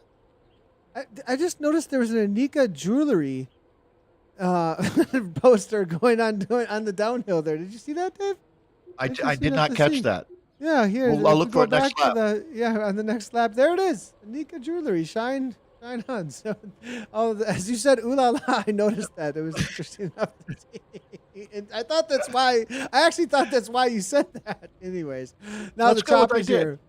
Yeah, there we go. Gamst here on the attack, trying to bring things back here. This is the gluing together of what will be the breakaway situation. It's 31 seconds back to the choppers here. I don't think that group's coming back here, but we do have looks like Babbage there as well as Gilson. Ryan is here as well from the BRT team. They have an opportunity, but they're gonna have to put out some huge waters to make this happen here at this point because Gary and the others, they're on the attack. They've made the break. Wright's on the front here, 5 watts per kilogram. We'll take a look real quickly, though, at the replay and see how things played out there between those two riders. It was Curie over the top of the Queen of the Mountain there, 5.7 watts per kilogram. I thought she had it in the bag, but then all of a sudden, MacGyver there kicked up at the 10 watts per kilogram up and out of the saddle. I thought that was going to be it, but the aero power up there had the speed. Curie there, 42, 43 kilometers per hour, a little bit of a jump. Again, MacGyver goes again, and I think it was just a wheel length there. Curie. Wait. Nathan, how well did she play the game there? For someone who was an in real life former pro, that was a real gamer's move there, hitting that feather power up at exactly the right time. I mean, nice job, Catherine Curie, picking up those bonus points. This is a who's who. So you've got Marina Arce, the Argentinian rider, Alice Thompson out of the United Kingdom, Beth MacGyver, the Scottish rider, Rachel Elliott. I mentioned jumping around a little bit, but Romanian Daniela Strate. Cassie Baldi is a monster. The Socks for Watts, Watt TF rider. Baldi also out of the United Kingdom, along with Francesca Hall in this group. I mentioned Jamie Lee Wright, who for all intents and purposes is, she's in London, but Guernsey, her nation, racing for Aeonian. So Aeonian has 3 in this group, Nathan, that you can see Daniela Strate, the rider I'm missing. Or is it 4? It's 4, isn't it? 4 jerseys. So let's take a quick look at the jerseys to help everybody get an idea of what kits everyone is in. So we do have that camouflage type jersey here that the Aeonian green team and blue is using. Camo. Yeah, and then we do have Socks for Watts W2F with Rachel Elliott here, and they are using the old school blue what level? I think this is like a level 5 or level 6 kit here out on Zwift. So one of the first ones that you'll be able to grab, but that's what they're going to be using. You can see those 3 jerseys here as it's going to be Rachel Elliott. I believe that's going to be Lizzie Duncombe there. Yes, it is. And then the other one who's on the front is going to be Cassie Baldi. So those 3 have made it. See, so I Race Like a Girl is completely isolated, as you can see with Catherine Curry, though, here in their own in-game kit. Draft ZRL is that red jersey right there in the middle of our screen. Yeah, who's riding for draft taking some inventory here. That's going to be Hall, and she's been able to make a lot of these front groups, actually. Very strong rider. Very cool to see the level of riders that are coming out of the woodwork. You know, we've got the perennial, realities of Socks for Watts, Lizzie Duncombe. We've got Rachel Elliott. Now Wright's getting up there. Obviously, Daniela Strate has been in that conversation. Cassie Baldi, former UK national champion of Zwift. So, but then we also have a rider like Hall riding for draft here, who's now showing her merit here in amongst this type of a group. Also, obviously, MacGyver there with Cryogen, who's been extremely strong in every single one of these races. So it's so great to see these new names jumping up. Also, Gamps is a new name that's in amongst us in the last couple of months here. Do not want to count any of these ladies out because this is the cream of the crop when it comes to women's racing out on Zwift. I was talking about Rachel Elliott's team, her other team, I should say, Newberry Velo, and the great work that they're doing supporting sight impaired cyclists. There's some great stories here. Rachel Elliott might be, when you look at inspiring Zwift riders, she's at the very top of my list, Nathan. When you hit me to her story, it's quite incredible. And she continues. I saw just the other day. Now, it's no secret. She's open on social media about it. As Rachel Elliott is now legally blind, Nathan. She's dealt with an incredible last couple of years, but her spirit, boy, you're never going to hold her back. What an awesome person. And Jamie Lee Wright, she was hit by a car. Basically was in a hospital. It was touch and go for a while. Certainly no one thought she'd be back racing at this level. And here she is racing in this group, and Nathan making this selection. If you're in this group right now, you are a badass bike racer. I mean, you survived one heck of a barrage. We're going to take a deep breath. You look at the quality of the riders around you right now. This is a world-class front group. Looking at the front of the group as you're speaking of, it does look like MacGyver is giving a little bit of dig. And these little uphills, yeah, you can make a break.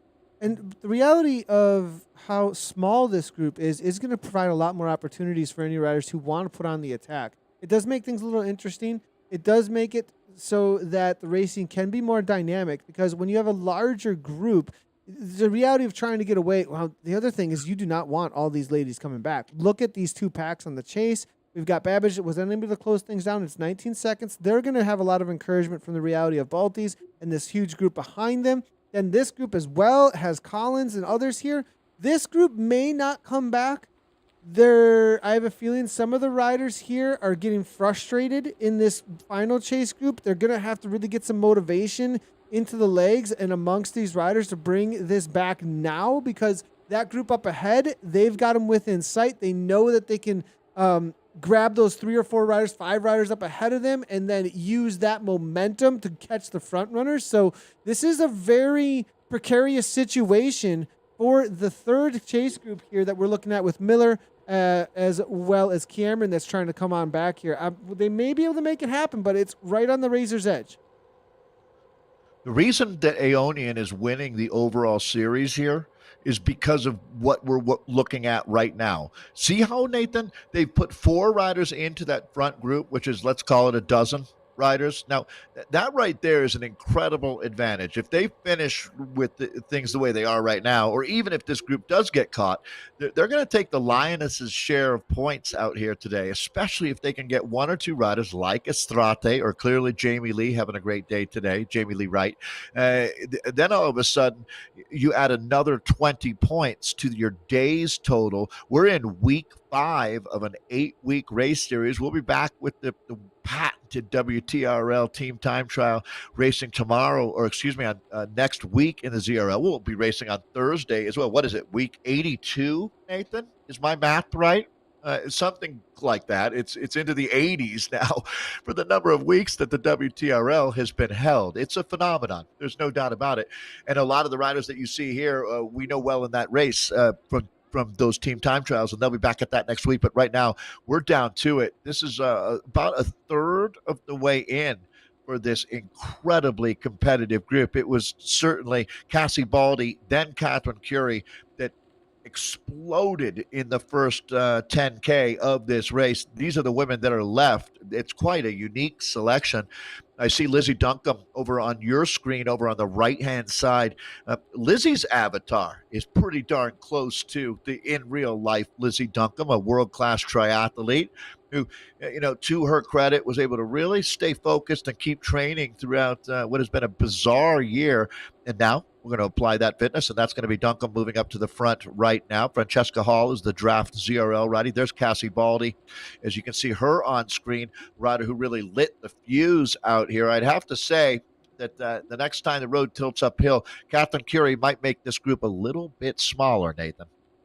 Yeah, I would not be surprised one bit by a serious move. Well, as far as serious moves, Catherine Curry is going to be very, very motivated to walk away as best as she possibly can. She's been extremely aggressive.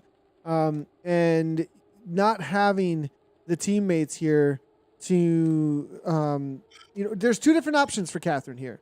So one option is you sit in and you allow everybody else to kind of do the work for you. You wait for that sprint at the end. The other option is you don't play any games with these teams and you just say, I'm the strongest rider and I'm going to break you all. And anybody who can come with me, let's see what happens. And I think up front, that initial climb, she's the one that instigated this alongside of MacGyver. And MacGyver's also solo at this point. So you kind of have perhaps this, Hall is there as well from draft. So you have these 3 solo team riders. Gamp's there. So it's kind of this like single team representation there with Gamps, Hall from draft, BRT with Gamps, Catherine Curry from Sisu I Race Like a Girl, Cryogen with MacGyver, up against this Aeonian and Socks for Watts situation. Who else is there's one other rider there I was just looking at that's moving her way backwards. That's going to be Thompson there, also from the Bristol Flyers. So it's kind of these solos versus the rest of the field here, the rest of the field of 2 major teams, some of the strongest teams we've ever seen out on Zwift. Yeah, absolutely. And yeah, it creates such an interesting dynamic. So with this being a points-based race and series now, you have to realize that Aeonian with 4 and maybe 5 riders, because we're hearing possibly that Lawrence is listed as Wonder Women here, and that's because she does WTRL team time trials, but we think that she's also Aeonian. And if that's the case, Nathan, this is an incredible situation for Aeonian. I mean, this is a can't-lose situation for them. They don't have to win the bike race outright, meaning they don't have to have the first rider over the line to take the most points out here today. That's for sure. So they're in a really, really good situation. And no surprise, they've been the dominant team up to this point in our series. And we're into already the meat and potatoes of it, into the 5th of 8. So Catherine Curie, even if she goes on and wins this race alone, picks up some bonus points, and it looks like we're going to see things hot up a little bit here now, Nathan. Yeah, we do have the sprint point here just over the top. And this is an interesting little sprint point because of this climb. This initial kick can cause some issues for some riders if you do get a jump on everybody because of this uphill gradient going into a downhill now. Now we do got MacGyver there, 11 watts per kilogram. Here comes Jamie Lee right now, 11 watts per kilogram from her. I think she's going to have the momentum coming on through with that drafting power up. And yes, she is. Aeonian going to be able to take down these points. And it looks like Curie's going to get nipped at the line there by the Bristol Flyers. And will this separate things? It's always fun to see whether or not anybody gives a go across the line afterwards.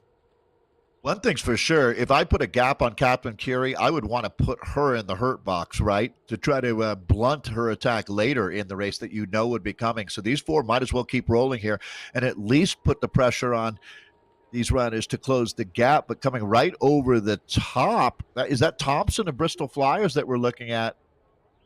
Wow, very active here. Right now. Aeonian race team on a little bit of a go.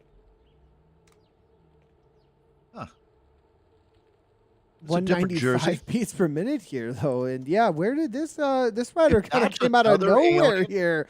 Yeah, this is crazy how many they have up and amongst this group. If that's true, then they have the entire team in this group. That's absolutely amazing, isn't it? Yeah, and it's good to see that Aeonian so incredibly strong. They might have been a little mixed up on their jerseys on the day. Maybe even changed it in They said, the get pens. the camouflage blue one. And I did. It's like, oh, the other camouflage blue one. Interesting to see if I think the teams then and the other riders here at this point are going to just have to be watching Aeonian. And I think the whole goal here at this point, because of how things are at the top of the leaderboard with Aeonian, the goal for the rest of the riders, at least if I were them, my goal at this point would be to break Aeonian. With that 76 points there with Sox Watts, my main goal would be to try and get rid of as many of their riders as possible because they're going to be able to just stack the top 10 and walk away with 20 points on the day. So if I were Cryogen, I would have an unsaid rule at this point, amongst an agreement amongst the riders that our goal at this point needs to be to attack Aeonian. Nathan, I don't disagree with that at all, but I don't know that it's possible, to tell you the truth. at this point. They're that strong. Aeonian is really so on the body of their work up to this point. They've been the strongest team. They're all over this move. So they also are doing less work than anyone else right now. They've been sitting on Well, absolutely as exactly, though. But comfortable. that's the thing, Dave. They've been doing less work at a certain point. I don't know. Like you keep poking the bear with enough frustration, and next thing you know, it's going to take your lunch. So So you're gonna. so also Go ahead, Dave. right. Well, no, I'm just saying that if I'm Aeonian, I'm really, really happy with the situation. I don't know if you're going to beat them, you're going to have to do something really special. That's for sure. Yeah, and I think I don't know if is there enough? Is there too much infighting amongst these teams that they're, Well, the reality here's is the do thing, you want to let them walk away and you're going to settle for second? You're going to settle for third on the league, Well, or are you going to it's say, a look, series. we're going to take this, bull by the horns, try and take this down today, and at least get them off of that top spot if we work together. It's similar to when you get into a breakaway situation in a long, stage day, and you got to work with the people who are with you, and then at the end of the day, the gloves come off. I think the other teams could start thinking that way right now. Well, the thing is, Nathan, you work too hard at trying to break Aeonian right now, and you might take yourself right out of second or third. Good So point. sometimes, if you're socks for Watts, it's the devil you know and the devil you don't. If you go ballistic and you try to destroy Aeonian, you're going to destroy yourself. And then you didn't. So you have to look at what's your objective, right? It's to finish as high on the season as possible, getting the best result out of today. I don't know if you've got three riders in this group that you're still going to finish second on the day. Yeah, and so it's a good point. For me, if I were racing this race, and that's just what I would be up But to. it's not just one race, though. That's the I'd be thing, right? encouraging everybody as much as I could to try and make something happen. And with us being halfway through the season at this point and running out of races to work with at that 3 to 4 point gap, I would be looking to close that down. I would not be trusting it's not to get close to. I would start taking so many risks at this point. But that's me. So That's the way I race. here's a factor. So top two teams advance up into the Premier League. If you look at that table, right, at some point you have to stop trying to win first and look at holding on to second. And for Sox for Watts now, yeah, I mean they're right on that line. 3 points behind Aeonian, so they would love to win the series overall. But most importantly is not letting Cryogen overtake them on the table. And that's probably not likely, I would say. So, yeah, it is really, really interesting. When you do an 8-week-long series here, Sox for Watts has a nice advantage when it comes to the team time trial. I think they've got some baked-in knowledge on their team that really helps with the team time trial. But Aeonian has just been comprehensively so good here but Sox for Watts now, Nathan, if they can, and it would be huge for that team. They're an in real life clothing manufacturer. How much would they love to see their kit in game, right? Well, they can hold on to second here in the so after this race, they would have round 6, 7, and 8 to look forward to. They're in pretty good shape. I'm feeling silly that I'm not wearing my socks for Watts right now. We're gonna have those on the broadcast here pretty soon. They do make some pretty cool socks, that's for sure. I had the unicorns show up in the mail recently. I'm loving them, absolutely loving them. So 16 seconds here though between this chase group. They've been bringing some time back here. Interesting enough, that front group has just been kind of looking at each other, and we saw this in the men's race for the division, the East Division here, and it was a very similar situation. Everybody calmed down, and all they were thinking about was that next climb. The reality also is that it's this section of course. I thought that we'd see some breaks with that 1% uphill gradient after they come through the reverse of the finish line. Nobody really bid on that, and I think they're knowing that it's not just the king of the mountain or queen of the mountain as they go back into the translucent rainbow road, I like to call it. As they go back into that, there's a lot of climbing prior to the queen of the mountain, actually. There is a ton of little kickers that they have to go after, 30, even 1-minute kickers, and it can break things apart. So I think a lot of them are reserving, knowing that they could get dropped through those sections. Nathan, if you're Catherine Curie, at any point do you think about this as just a bike race where you're racing to win a bike race and not look at all of the season and points and all the stuff we've been talking about? There's got to be an element of that. every bike racer likes to win. I've never met a bike racer who didn't, to tell you the truth. Yes. So as far as Curie goes, one more time there, Dave. Yeah, so the question being like, okay, yeah, there's all the series and the points to look at. With Sisu, I race like a girl. I might be wrong. Does she have a teammate in this group? She This is does about not. 14 No, she's riders. solo, Right, and she was the one who made this happen too. Essentially, right. So technically, right, you would say, oh, I don't know if that's great for the team because obviously, as you've said, stacking the top 10 with riders as Aeonian and Sox for Watts are trying to do here. That's the name of the game.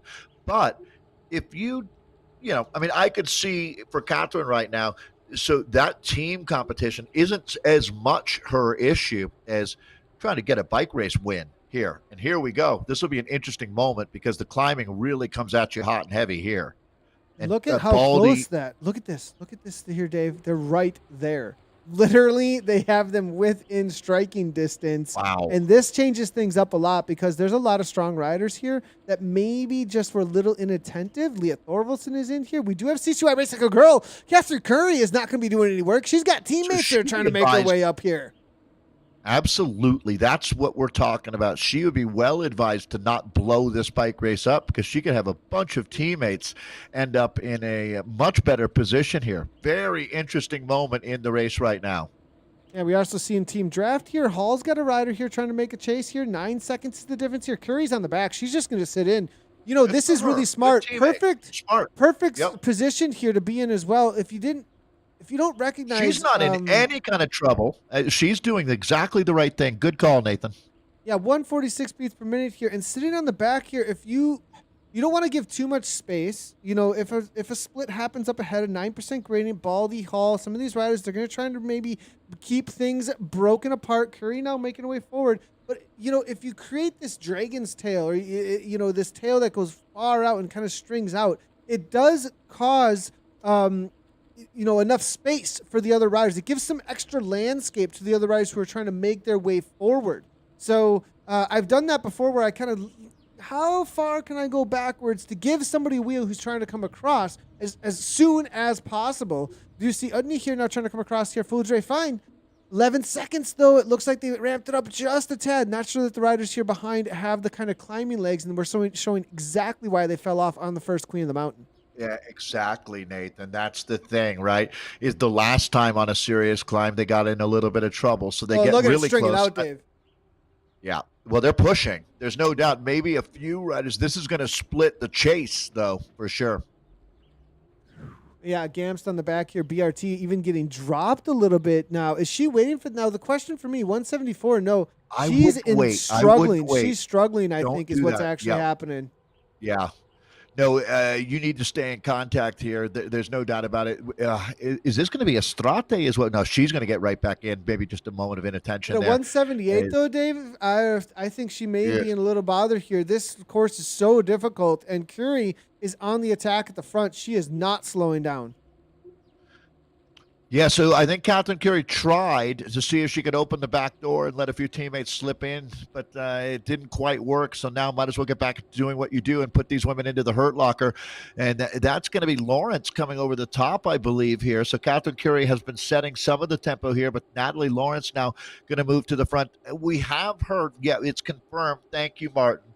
Natalie Lawrence as one of the Aeonian riders here. So they, again, have got a really solid command position right now in this group. Sox for Watts, not looking too bad either. But wow, this is going to be really, really interesting to see what this group looks like the next time we take some inventory here. Everybody hanging on for now. Yeah, and it looks like it's going to regroup. Yeah, all back together. 28 seconds. They opened up. They got the gap they're going to be looking for here, though. Now Lizzie Duncombe here on the right-hand side. Very cagey rider, but we have to watch out for her on the attack on the uphill. Curry now making her way forward in the pink and purple kit. Thompson there, Bristol Flyers, another one I'm going to be watching out for. A name that's flown under my radar for a while here, but now that she has made this front group here, Thompson with the Bristol Flyers and being so much on the aggression over and over again, that's a name to watch out for in the future. Also, MacGyver, she's been making a name for her, obviously, from that Cryogen Stelvio team here. But Curry, She is the one that's been marking the moves and making the moves amongst this group. Probably, I would say, the standout rider of the day, most aggressive on the day so far. The rest of the riders kind of responding to Curry, I think, mainly today. I would agree, though, Nathan. The other rider that to me stands out, I completely agreement about Catherine Curie, would be Cassie Baldy as well. Let's run through this group for you then. Catherine Curie, Rachel Elliott quietly staying up here. Barbara Frisch, another really strong rider there on the Aeonian team. Alice Thompson is the Bristol Flyers rider that Nathan was noting a moment ago. Beth MacGyver, if it comes down to a finishing sprint, MacGyver might be the woman to pick, to tell you the truth. The Scottish rider, Nathan. She's shown quite a kick out here. She won the first race, I believe, up and over the top of the reverse KOM in Titans Grove. So, yes, definitely watch out. And she was one that was another one who was under our radar because Cryogen is a recent team at the top spots amongst the esports scene here in the women's side of things. So now Aker there from Aeonia making her way to the front as we're going to head on over toward the climb for the Queen of the Mountain in just a moment or two here for the second time. 22K in. It's a total of 34K on the day, so 12K to go. One more climb, one more sprint preem. We are into race number 5, halfway through to the, whoa, Jamie right off the back there for a second. Jumps right back on, but at 186 beats per minute. These ladies are not going slow. You know, yeah, and I don't think, you know, I don't know if it's doing justice at this moment of how hard they're working. I think that this is still, you know, everybody's kind of got the throttle on. It's not slowing down like you would expect, perhaps, up on this translucent rainbow road here at this point. And I think that the pressure is on because they're trying to set up for a real break on the climb and not kind of just a roll in. Yeah, I think, Nathan, as far as that chase group behind, their best chance to catch and make that transfer from station to station has passed. This is it now. We're going to lock down on this front group here. It is just filled with talented riders with a diverse skill set as well. This one is going to be wide open when you look at the final 10 plus K of racing here. I love seeing Francesca Hall in the red draft kit. She's having a breakthrough ride today, Nathan. Barbara Frisch, well established. So Aeonian now. It's really an interesting dynamic because Sox for Watts is ready to lock horns with the Aeonian, no doubt about it. Even though they're outnumbered here, Sox for Watts has some really talented riders, no question. As a matter of fact, I don't know, Nathan. I don't think that I see Sox for Watts at a disadvantage here as we move into the finale. And then you've got all the wild cards to look at. You know the next time the road tilts up that Catherine Curie is going to go absolutely ballistic. All right, now real quickly here, the men are just getting out on course for the West as well. We will take a look at their current standings in just a moment. We'll get them up on board. The women will be hitting their Queen of the Mountain for the second time, but we definitely want to catch the men's West EMEA West Division 1. Thomas here from Tor 2K. Ali Peck over there. Jaden Yager there. Brett Boniface. This is the battle we've been talking about for weeks here as well. Canyon Dev versus Restart as well. Evo is there. This is the Plastic Cockneys are here as well. All the big names. You know, we said that the East was one of the most competitive, but as I'm jumping in here, man, this is a pretty hot competition between East and West about who's going to be the top riders amongst Europe. I mean, look at this here. Handy from Canyon Dev. And it's great to see Canyon Dev with so much representation. I'm so happy with what Canyon is doing with the next generation in esports and all the support they're giving it. And it's showing how they're racing against some of these longtime veterans of Zwift racing, which obviously with Brett Boniface here from Restart at the front. Yeah, this is a who's who when you look at it, Nathan. I completely agree with you. We should have an all-star showdown between the East and the West out of the EMEA, and this is going to be the finishing sprint. We're going to see who's going to close this one off.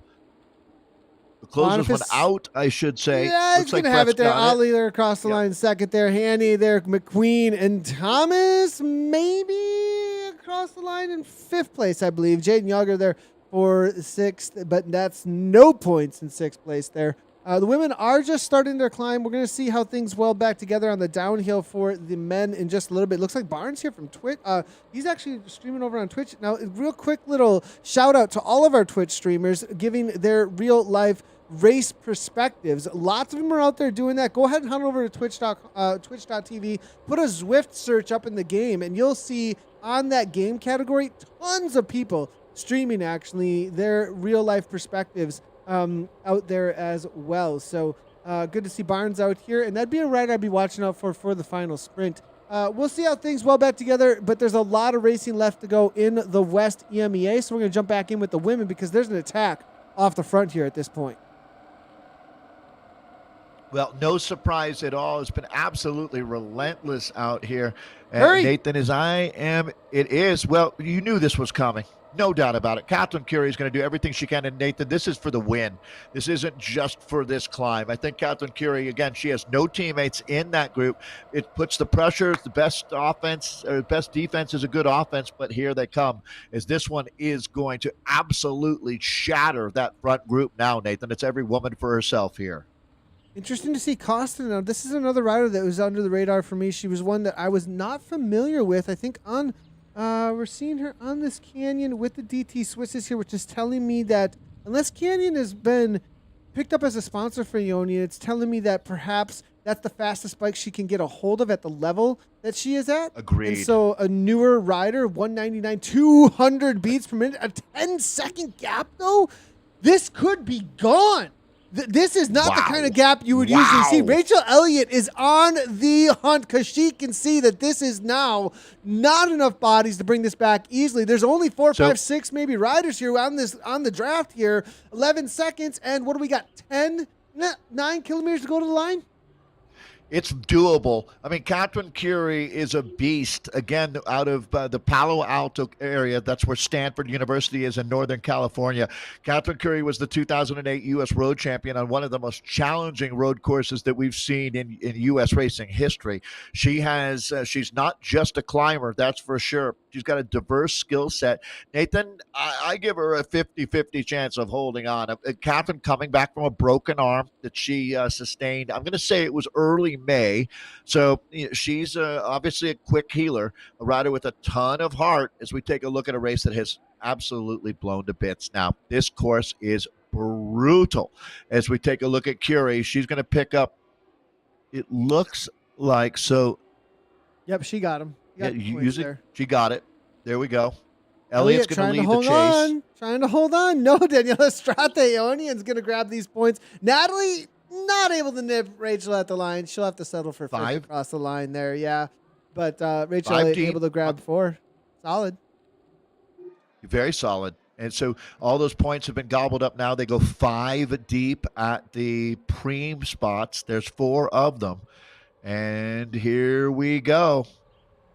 It's going to be fun to watch this one. Continuing on, yeah. Like, will they be able to do this? 2 riders off the front. This is one of those classic situations, right? One rider goes, another one comes across with it. They go over the top. They've got 10, 11 seconds. A serious chase group behind. A lot of motivation in this chase group because, where is Cassie Baldy? Yeah. Where's Baldy? Gone. Wow, so that's Francesca Hall rotating through, finding. So Cassie Baldy has been one of the strongest riders up to this point. That's a shocker, to tell you the truth. We're looking at the chase on our screen right now. Hall, the rider in the red jersey. Again, she's having the kind of ride that you remember, that's for sure. Cassie just a little bit further back right now. So there we go. So she's still on the chase. Marina Arce is the Argentinian rider for Aeonian. So right now, putting a little bit of pressure on Aeonian and Socks for Watts. I should say Socks for Watts, as Aeonian has got a rider up the road here. Yeah, looking at the time gaps that here. That being Costin. Yep. You know, we're looking at Jamie Lee Wright. She's off the back. Akers also off the back. Gamps was unable to hang on. These are all the riders that we saw struggling as they were heading into the Queen of the Mountain. There's a very quickly, coming up very quickly, we are going to be seeing the next sprint point. And Curie and the newer Aeonian Racing Team rider Costin are going to battle it out for it. But Rachel Elliott is coming on like a freight train at 5.4 watts per kilogram, and they're going to be looking to gobble up those points as well. It is right around the corner, though, this sprint point. I mean, it's coming in about, I would say, less than 1K. And so I'm not sure they're going to be able to have enough wiggle room here to work with. Theoretically, Nathan, only 3 riders should be chasing as Costin. Now, a little bit confusing, but the way that please correct me if I'm wrong, but Costin is a Aeonian rider, and it doesn't look like Curie wants to give her any kind of a crack at picking up those bonus points. But Nathan, it looks like it's going to come back together, or maybe not. Morgan Caston here rolling by. It's going to be a sprint. And boy, get the photo finish camera out. Curry Looks like keeps doing Curie's going to this. use. She like baits him out and then kicks again. That second kick over and over again. Great job to Catherine Curry. Natalie Lawrence coming across the line, followed up by Danielle Estrate and then Saksha Watts. I believe it was Rachel Elliott. Hall was right on the wheel there, maybe grabbing some points there. Now it's going to be a counter, though, maybe from Cryogen. MacGyver, Aeonian trying to hang on. Curry's caught now, and it's all welded back together. Maybe one rider falling off over this little bump, because you can carry a lot of speed over this bump here. That is a very dangerous section because of this 2% downhill immediately after. And these two riders now, Danielle Estrate as well as Frisch and Lawrence, they may be in a little bit of trouble. And this is an opportunity here. Danielle Estrate is such a strong rider, most likely going to come back. But Frisch and Lawrence are in trouble. Yeah, well, that group was 14 just a couple of minutes ago. Let's see what we've got now. We're going to really have to reshuffle the deck at this point. So, does everybody make it back? It's starting to look like it's going to be close and going to go right through the group now as we... Wow, this is such an interesting race. Is that going to be Lawrence again on the front? It certainly looks like it. Yeah. Wow. What a ride she is having. So that, again, is another Aeonian rider that we're looking at, as this is going to be constantly. It's like that washing machine on the front right now. This is a wild race that we're witnessing as they come up on 30 kilometers. It's a little bit more than 4K to go for this vanguard. Now, the front group here.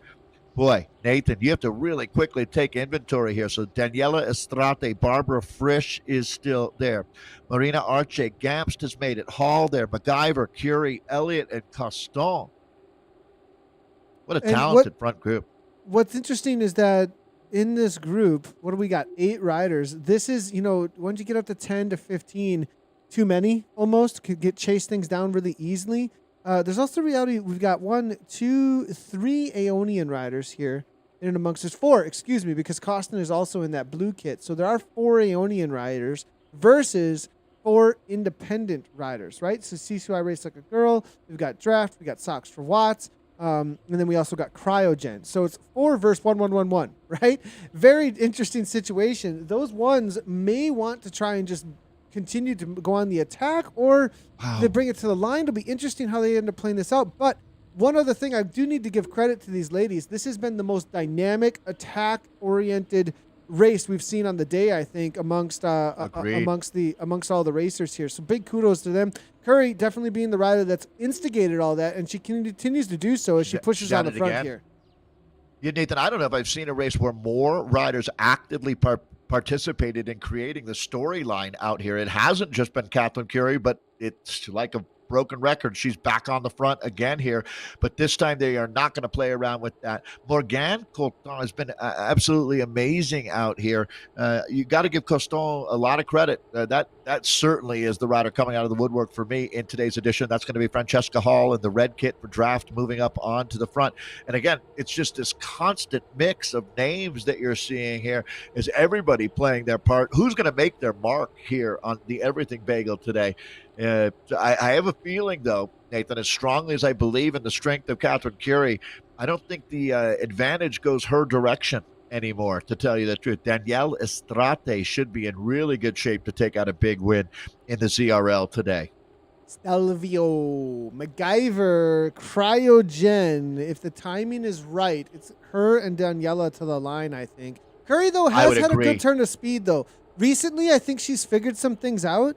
And I'd be on the watch out. Just watch out for something there, I think, from Curry as well.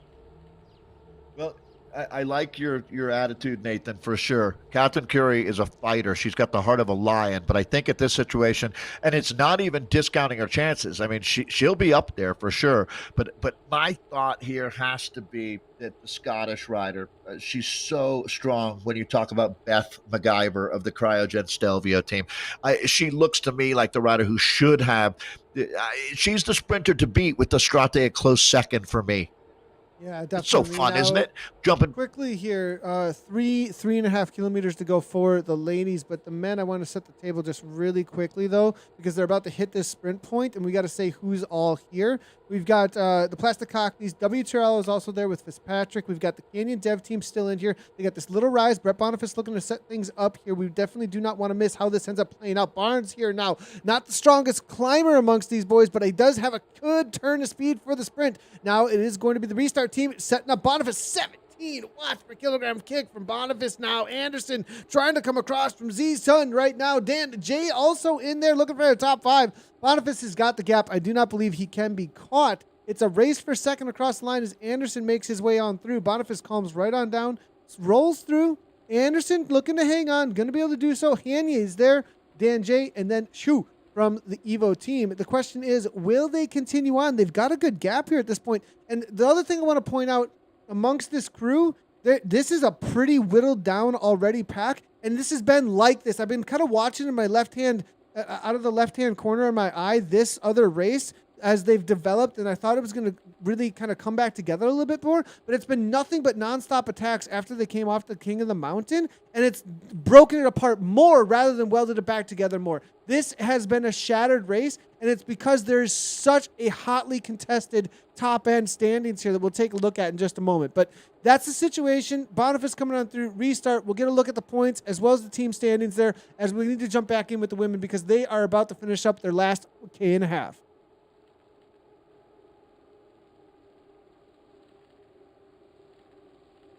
Dave, do we got you there, Dave? I think you might have muted yourself there, Dave. Around the world, Nathan, we've got action going on here, but this is the hot spot. No question here as we are down to it, the business end for our women, the European, Middle Eastern, and Africa division. And almost got you there, Dave. It almost got you. That's a first. Well, I was like you. I wasn't like you. I was trying to channel my inner Nathan and do two things at once. And I'm no Nathan, that's for sure. But Nathan, this front group here, I was seeing, did we lose anybody? No, we didn't. So I'm going to stick with my prediction. So I was saying Beth McIver with Daniela Strate. But you know what I love? These ladies will always find a way to make this interesting, and who knows who's going to come out of the woodwork for us. You know, a rider that I was thinking of is Francesca Hall of the draft team. Don't know much about her sprint, Nathan, but wow, Rachel, it looks like they're going to make a big move here. Actually, that's going to be Aeonian and Daniela Estrate. Not going to wait around. Here we go. Let the hostilities begin. Interesting to see what they're up to here, too. And I have a feeling that Aeonian knows, and they've got a DS in their ears, and they are going to know the sprint abilities of the other riders. They're going to have familiarity of the other riders. And I think the reality of Curry, as well as the Stelvio rider there, McIver being in here, I have a feeling that having those two, I think that the Onion team does not want to take a risk to the line. I think they want to start opening things up, put a little hurt in the legs, and force the other riders to do something because there's less than a K to go here. And I think they're thinking it's too much of a risk to just allow things to play out into a sprint. They're trying to put people in the hurt locker. They've got the numbers to do so, but is it going to pay off? Rachel Elliott, we haven't seen her take a sprint in a long time. Will she be able to play something special here today? Yeah, and this is where, if you're Aeonian, you really want to make the race right, not let it happen to you. That's going to be Catherine Curie attacking, so she's going to throw it all into the middle of the pot here. She goes all in, and this one might not be timed too poorly, but it certainly looks like, is that going to be Coston coming for her? Yeah, Coston coming across. We're into the last 500 meters here. This is going to be it here, Dave. 7 watts per kilogram coming from McIver there. McIver with an arrow power-up. Here she is. I think that's it. Boom. There's no other arrow power-ups. It's over. We said the cryogen rider McIver was the one to watch out for, and there it is to the line. She took the first one on Titans Grove. Here we go again. And Rachel Elliott. What a ride from Elliott for second place. That is an amazing ride by Rachel Elliott. Big shout out to her. And where was Aeonian? They were almost uninvolved in the sprint. Yet, Nathan, they are going to win probably the day. Be the top. You're probably right. I'm just doing the math on my back of my hand here. I think Aeonian has enough to. We'll see. Let's remember this one. It's a team sport, right? We've talked about stacking the top 10 forever. Well, they're not first. They're not second. But Let's see One, if they two, end up three. winning They're as pretty the far back team. though, because Costin is there though. Well, Costin is up she'll now that, third. and that's a lot of Yeah, points. that That's a is a lot lot of of points. It's a points. great point Yep. there, So actually. so I'm going to say that's my guess. I feel pretty good about it. Huh? It's a solid one. It is a solid one. We'll take a look at the results in just a moment. We're going to jump back in with the racing, though, Got the amongst the men. men, as they have been absolutely on fire. And Thomas here has taken some of that advice. Maybe he's going to hate me for it because I said this is the section you need to go on the attack. He's only got 3 seconds. Hart's keeping it close here at this point. But he does have 3 seconds. Does anybody want to come across? It's going to be the question here. Leading into the climb out onto the Rainbow I think I know the Road. answer. I think the Nope. answer is no. The big Right. nope. I mean, just too early, Nathan. As we've seen, this course, well, boy, this is an awesome course, isn't it? Everything Bagel never disappoints. Only the strong survive to make it into that final group. And then, boy, you not only need to be a strong bike racer, you got to be a smart racer to win here. Yeah, MacGyver played it perfectly, didn't she? That was very well played by MacGyver. Very, very impressive. And we said that was the rider to watch out for. And she is showing to be one of the savviest riders in the ZRL. And really, that's a name that hasn't popped up until the ZRL. So obviously, this is pulling some talent out of the community. Good to see. And Cryogen, they're showing why they have been a dominating force both in the women's and the men's side of things. We are being told that Zwift Power is having a little bit of struggle, everybody. So as soon as Zwift Power stops struggling, we will be in with results. But we're going to have to wait for things to calm right on down. Most likely as East, everyone is going to be finishing up their lasagna as far as Anderson's concerned from Z-Sun. But as everybody finishes up their lasagna in the East, as well as the women's results and the pings on their server slow on down, we'll most likely get some results and coming on in the next 30 minutes or so. So we'll stick with the racing images for now, but stick around for the results. We'll get them in as soon as possible. If you do have to go, though, you can find them later on in the night or in the morning. They're over at WTRL.racing as always. So Nielsen, DZR, Plastic Cockneys now, as you can see, with C. Peck as well as Jaden Yager making his way forward there. That is going to be in the, what would you call this kit? Technicolor?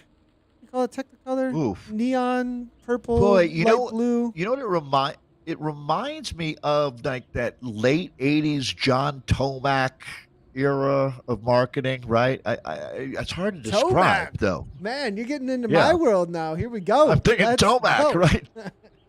Loving it. So, Jaden Yeager, talking about your world, isn't he a Wisconsin-based rider, multi-time master national champion?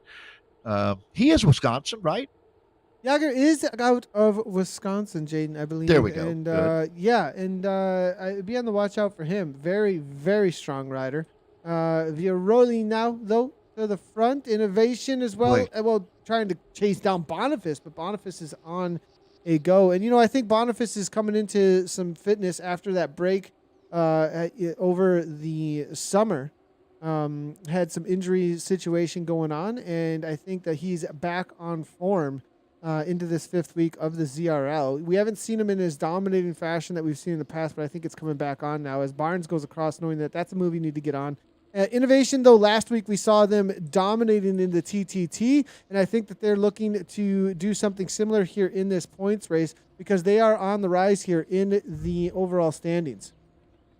One of the things I've loved seeing, Nathan, has been the depth. So, right when I first when I was lucky enough to start getting involved with Zwift Community Live, Brett Boniface was winning a lot of races, and now I think as he comes back and is absolutely one of the huge talents, it's a little bit harder to win these days. We've seen the level go up, and that's going to continue to happen, no doubt about it. Restart, the team for Brett. You can see that they're in a real battle with the Plastic Cockneys, and today, Nathan, it's not going to change. As a matter of fact, we could see these two teams tied by the time this one is sorted out here today. And then INC Penetrator is just waiting in the wings there with 72 points. Skylab from WTRL sitting at 70 points. So this is one of the tighter battles that we've seen out here. Just 1 point separating Restart and the Plastic Cockneys. Look at this situation now with Boniface and Veroli. This is a brave move. They haven't even hit the climb yet, and the kind of effort they have to put in before they even hit the climb. Uh, with Tor 2K on the Yeah. chase, Plastic Cockneys on the chase. Interesting to see. Restart maybe forcing Tor 2K, Team Experimental, WTRL. Those are the teams that are on the chase there with those points, as you can see. On the overall, I have a feeling that what's going on here is Innovation are looking to try and get as many points as they can in a breakaway situation and also force some chasing to go on here or perhaps just walk away with it. It's a win-win here, I think, though, for these two. It is. I think that it is really just win-win Yeah. no matter what. And I guess there's an element of that too, Nathan. We've talked about where if your team is that good or the cream is rising to the top, just let it. I think that's what this course really plays to as well. Is the strong riders just basically ride everybody off of their wheel. Look at that group just lurking behind our 4 leaders right now. There's going to be a bit of a reset. It looks like here. There will be. The question is if more riders jump across, though. It doesn't look like that's going to be happening. They are calming That's right on not going to down. The happen speeds are though. high across. Yeah. If we did get 1 or 2 more riders make that orange watt per kilogram jump, you could start to get a split in the middle of that group. But it looks like that's not going to happen. Boniface, though, he is not slowing down. Not laying back. No, Yeah. he's definitely not backing off here at 368. He's continuing on. Perhaps looking for a setup for a counterattack. Fitzpatrick there from WTRL now coming across, as well as Revel there from Tor 2K Callus. That is going to be the light blue kit that they are using. You And I can't believe really they use the World Social counterattack. Ride. Right. You can't really counterattack, Nathan, when they keep the pace this hard, right? I mean, you have to find that differential if you want to go over the top, and Boniface keeps it hard enough that we're going to reset things here. Fitzpatrick on the front for the WTRL team as it really kicks up for a moment there. Yeah, but a Now, Grupo Innovation Compacto, more or less. over the top a little bit, and it's calming right on down. 152 beats per minute. Everybody's rolling. Nobody's too scared at this point. Boniface now just making sure he follows any kind of moves. Does look like he likes to be at the front here at this point, though, as I have a feeling trying to make sure he watches any counters. Swart there, his teammate, Dan J, Jaden Yager, Dowd. I mean, they've got their whole team, I think, has almost made this front group interesting enough to see. Let's take a look at the jerseys now. Let's get an idea of what we're looking at and really have an idea of who the teams are that are involved here. You do see the Veroli there. That's going to be the Innovation kit with the alien on the back. Innovation Cycling. It'll be that light green neon with the black. Then on the front, again, I believe that's going to be Boniface giving another go. 6.3 watts per kilogram. They're going to be hanging out in what we're now calling the Tomac kit. And then it's going to be Hart here from the Plastic Cockneys. Are the Plastic Cockneys using the Yellow Bee kit? Sort of like Kirkmeyer, I think. Yeah. See if I find any other Plastic Cockneys in this group. And that'll be You know what, able to let us Nathan? If know. memory serves me, They are. I think Yep. you're 100% correct. Yep. There you go. There's Jenkins. So they're involved here. Obviously, Canyon in the Canyon Esports kit. That's going to be the purple, pink, light blue that you can see there just ahead. That's going to be Drugman's. That's going to be showing that off for us. Rowan King right next to them, still involved in this race, as you can see. We do have Experimental, one of the longest standing kits in game. Zach Harrod is going to be representing that, as you can see here. Also with the Alien on the back. And originally, Team Experimental had used the Alienware kit, which you can get in-game, and then just slightly swapped it up a little bit for their own in-game kit with a little bit of changes to it, but not a whole lot of differentiation, so you could mistake it once in a while, but that is going to be Team Experimental here. It's a good setup they got here with the all green. I'm kind of liking it. Looks tight. And Zach Harrod moving to the front right on cue. Any standouts here, though, that are kind of solo on the day? It'd be interesting to see if we can identify any. That red kit I'm seeing there, a little ways back. Is that going to be a Z-Sun? Anderson here, obviously in the Z-Sun kit there with the red and white. Moving their way forward, they're going to about be hitting this King of the Mountain here in just a moment. Now, WTRL is also involved here. They're going to be in the light neon. Yellow. Yeah, yellow and neon. Right. Be on the watch out for them. Evo is here as well, and Evo have been using this purple kit in game. This has been their go-to. Pinkish purple. What I call that there. Purple works. Yeah. DZR. That's who I was thinking of. This is the other kit here. Now, this is not a DZR kit. This is the Elite kit, but they've been using this kit in game, I think, to go alongside their country flag with the Danish. It's pretty Zwift close riders. to the Danish. Yeah, that's very close. Yeah.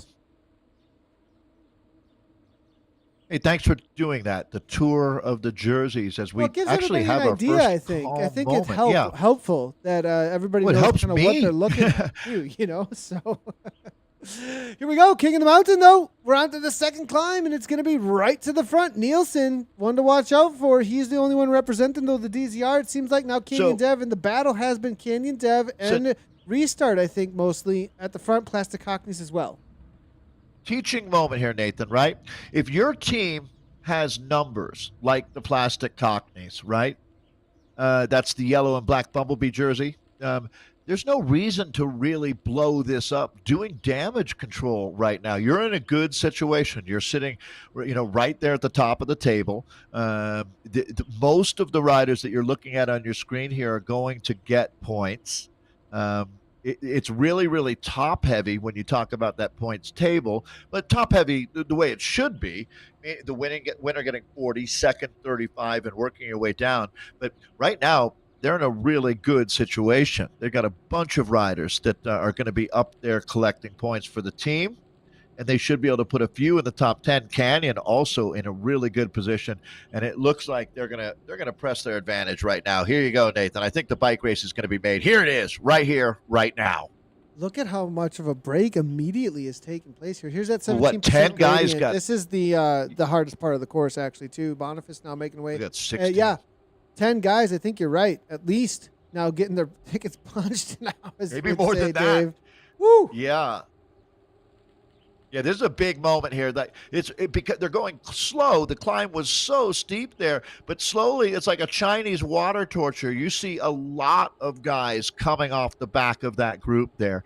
Oh boy, Nathan, Dave, this is a tough moment. One thing at this moment right here, a lot of people think, oh, it flattened out. This is when it gets easier. It's actually when it gets harder if you're not in the draft, though, because the speeds go up. Great point. So because the speeds go up there, if you're not with them, you actually have to close down a much higher speed, and you have to close down a gap that's so much harder to close down because the speeds go up. Whereas on the uphill, your watts per kilogram just matters so much more that you should have closed it down at that point. Because if you let these gaps go, as you can see, immediately 1 to 2 seconds open up, and now those riders were able to rest, and they still got 9-10 watts per kilogram to kick. Here we go. Big points. That is exceptionally good advice, Nathan. It's for the same reason as when you go over the top of the climb. Yeah, it gets a lot easier as you start descending, but it's not a lot easier if you're not in the group and chasing. It becomes incredibly hard, like logarithmically harder to rejoin the group once you've got 20 guys motoring downhill and you're a solo rider chasing. So that's a really, really good point, Nathan. Now it is going to be Canyon Dev back on the attack over the top here. I believe Boniface did take the points. Thomas, Herod there, Di Veroli. Let's take a quick look at the replay. We do not have the sprint tables at this point, or the preem tables at this point, simply because we are having some struggles over at ZwiftPower.com. So let's go ahead and take a quick look, though, at how this ended up playing out. It was going to be at the front, Hanny on the attack, then Jaden Yager. No, Hanny then, and then Brett Boniface. Thomas, Tor2K Callis. And Boniface walks away with a few meters, it looks like, across the line.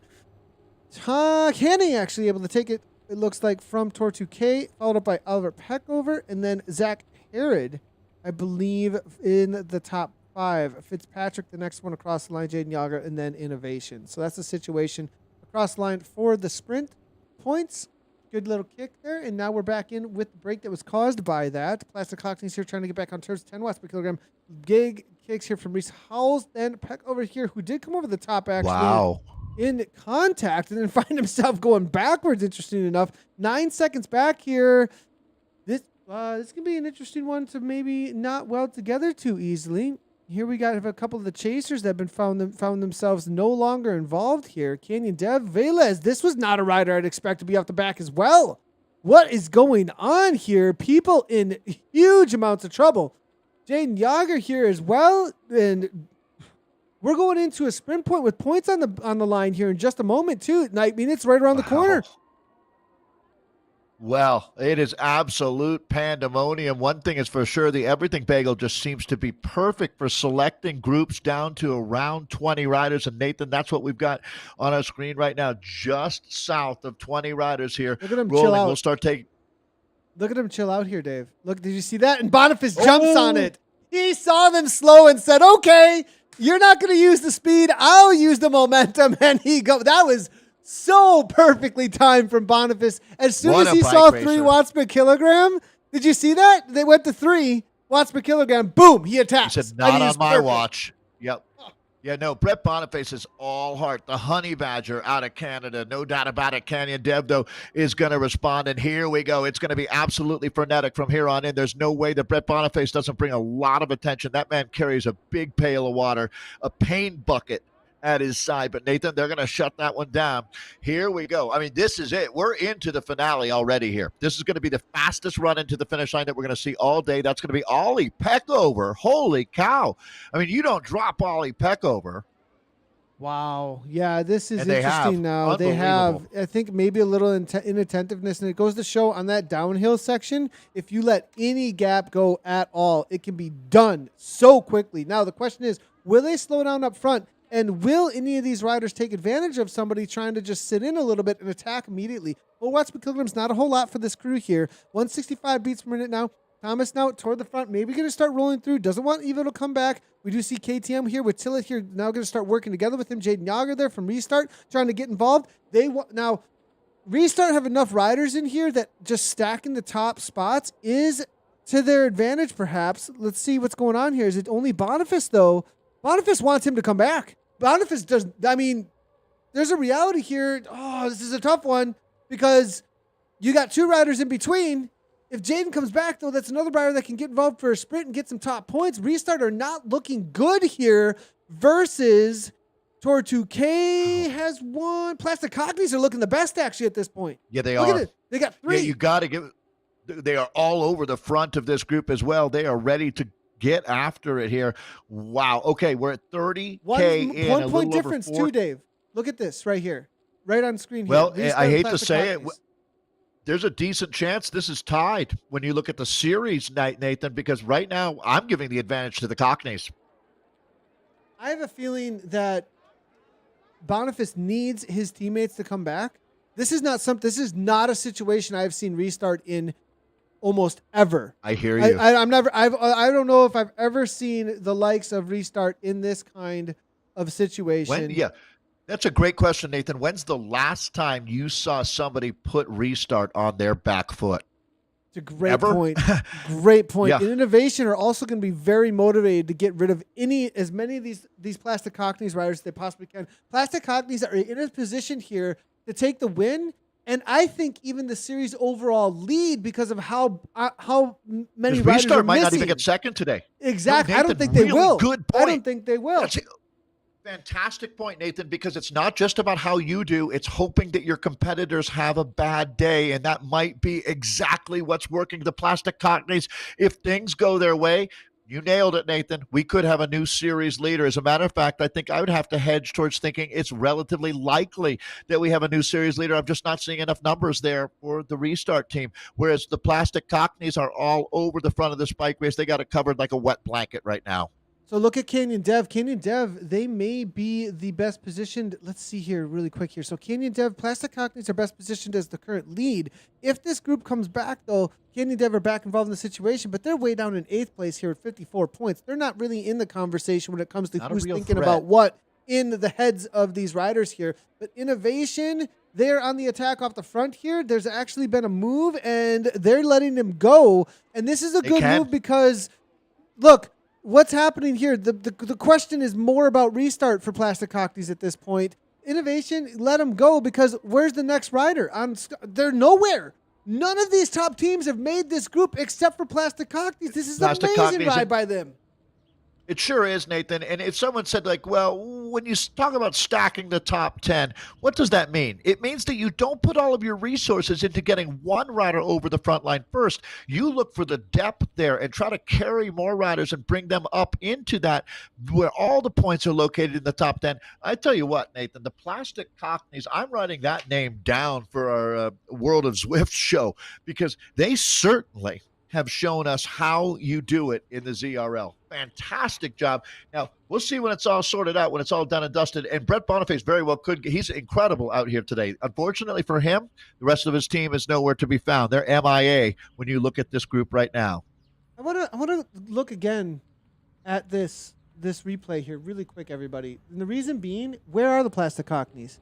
They are not carrying one They're working bit. as a team. They don't care. They're behind about the result across the line. They care that they have right. everyone with them, and that is what set them up here. You That's see this? Exactly it. That's exactly Perfectly it. done. So, very well done to them on how to race the WTRL. So there's a saying here in the United States, stepping over a dollar to pick up a dime. That's what the other teams were doing out there.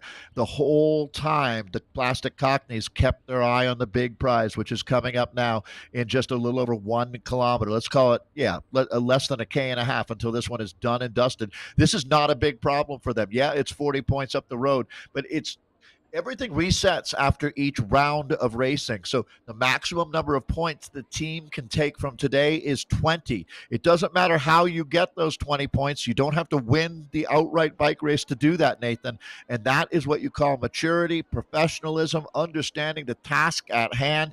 And I have to say, this will go down as one of the best team rides that we've seen all year in the Zwift Racing League. Plastic Cockneys, respect, gentlemen. Job well done out here today. And let's see how this one finishes off as they're down to it, Nathan. We're into the finale now. Yeah, and it is going to be Thomas 2K Callis now on the attack. 5 seconds with one rider off the front. 6.2 watts per kilogram from DV Rowley from Innovation.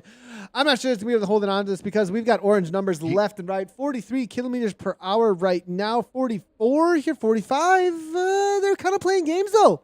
These games, this is back and forth. He could hold on, but it's got to be out to 10, I think, at this point. The ramp up is so intense, but if they really start looking at each other, Cockneys are not interested, and everybody's looking at the Plastic Cockney saying, you got the most riders, do something. And they don't care. No, they don't need care to. At all. Oh my they gosh, don't care this is at great. all. Exactly. You got the wrong guy. I don't care. And that's exactly. He's out of sight. He's almost out of win. sight at this point. Is he going to? I don't know. It's such a fast finish, though. He's such a fast finish. Staying. It's going to come right to the line here, I think, Dave. Oh, my goodness. Yeah, watch this one, folks. Nathan makes a really good point. As it's more than 5K an hour faster, that group should be going. But Nathan, I think he's done it. Now the sprint starts. Now the Cockneys are going to play their cards. Again, they don't have to win this bike race to win the day, but a second place out of the Cockneys makes it nearly impossible. That's going to be Boniface trying to come around, and he very well could do it, but I don't think they're going to make the catch. They're going to run out of real estate here.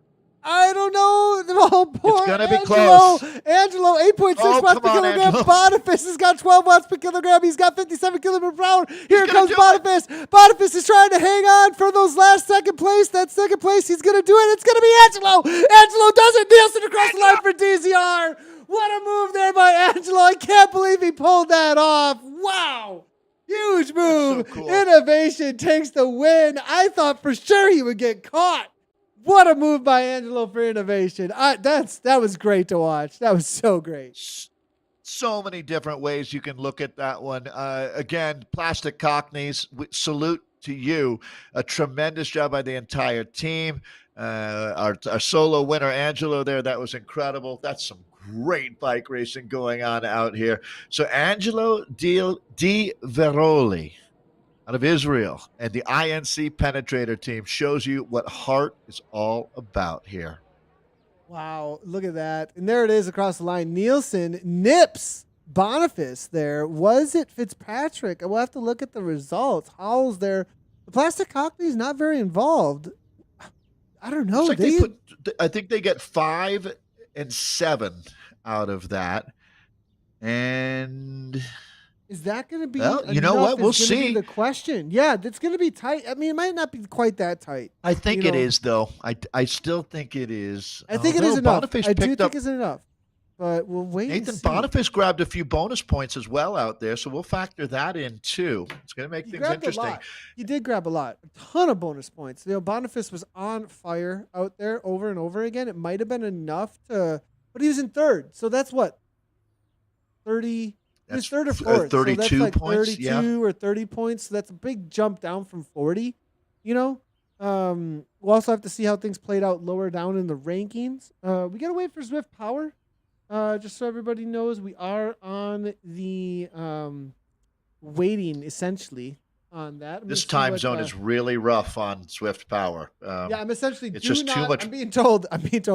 Do not Don't even refresh. mention No, they're like, don't refresh anything. Don't touch anything, Nathan. Just leave it all alone because Martin told me I'm not allowed to mention Zwift Power even in my personal life anymore. He said, "Leave it alone."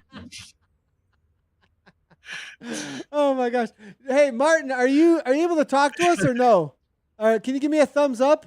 Can you give it a thumbs up? Okay, he was talking to somebody. I don't know. He's talking to himself. I'm not sure. He's talking to somewhere else. So, Martin from WTRL, how are things going over there at the headquarters? Well, unfortunately, absolutely everything is frozen at the moment. Zwift Power has 13 riders in the entire East Midlands, EMA airport. Sorry to anyone who lives in the East Midlands in the UK.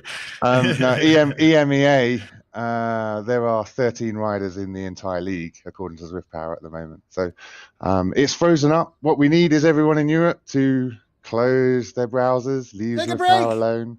Get some lasagna. Go wash your hair, decorate your bedroom, whatever it is you need to do, and it should come back in the next few hours. Okay, got it. So apologies, everybody. That means we are unable to show you anything that's meaningful for results, and because we are about quality over quantity or making any mistakes on that side of things, we do not want to give you any kind of you have to wait for the results. Everybody's waiting for the results around the world lately, so we'll just throw that joke out there in the background. So anyways, Martin, thanks a lot.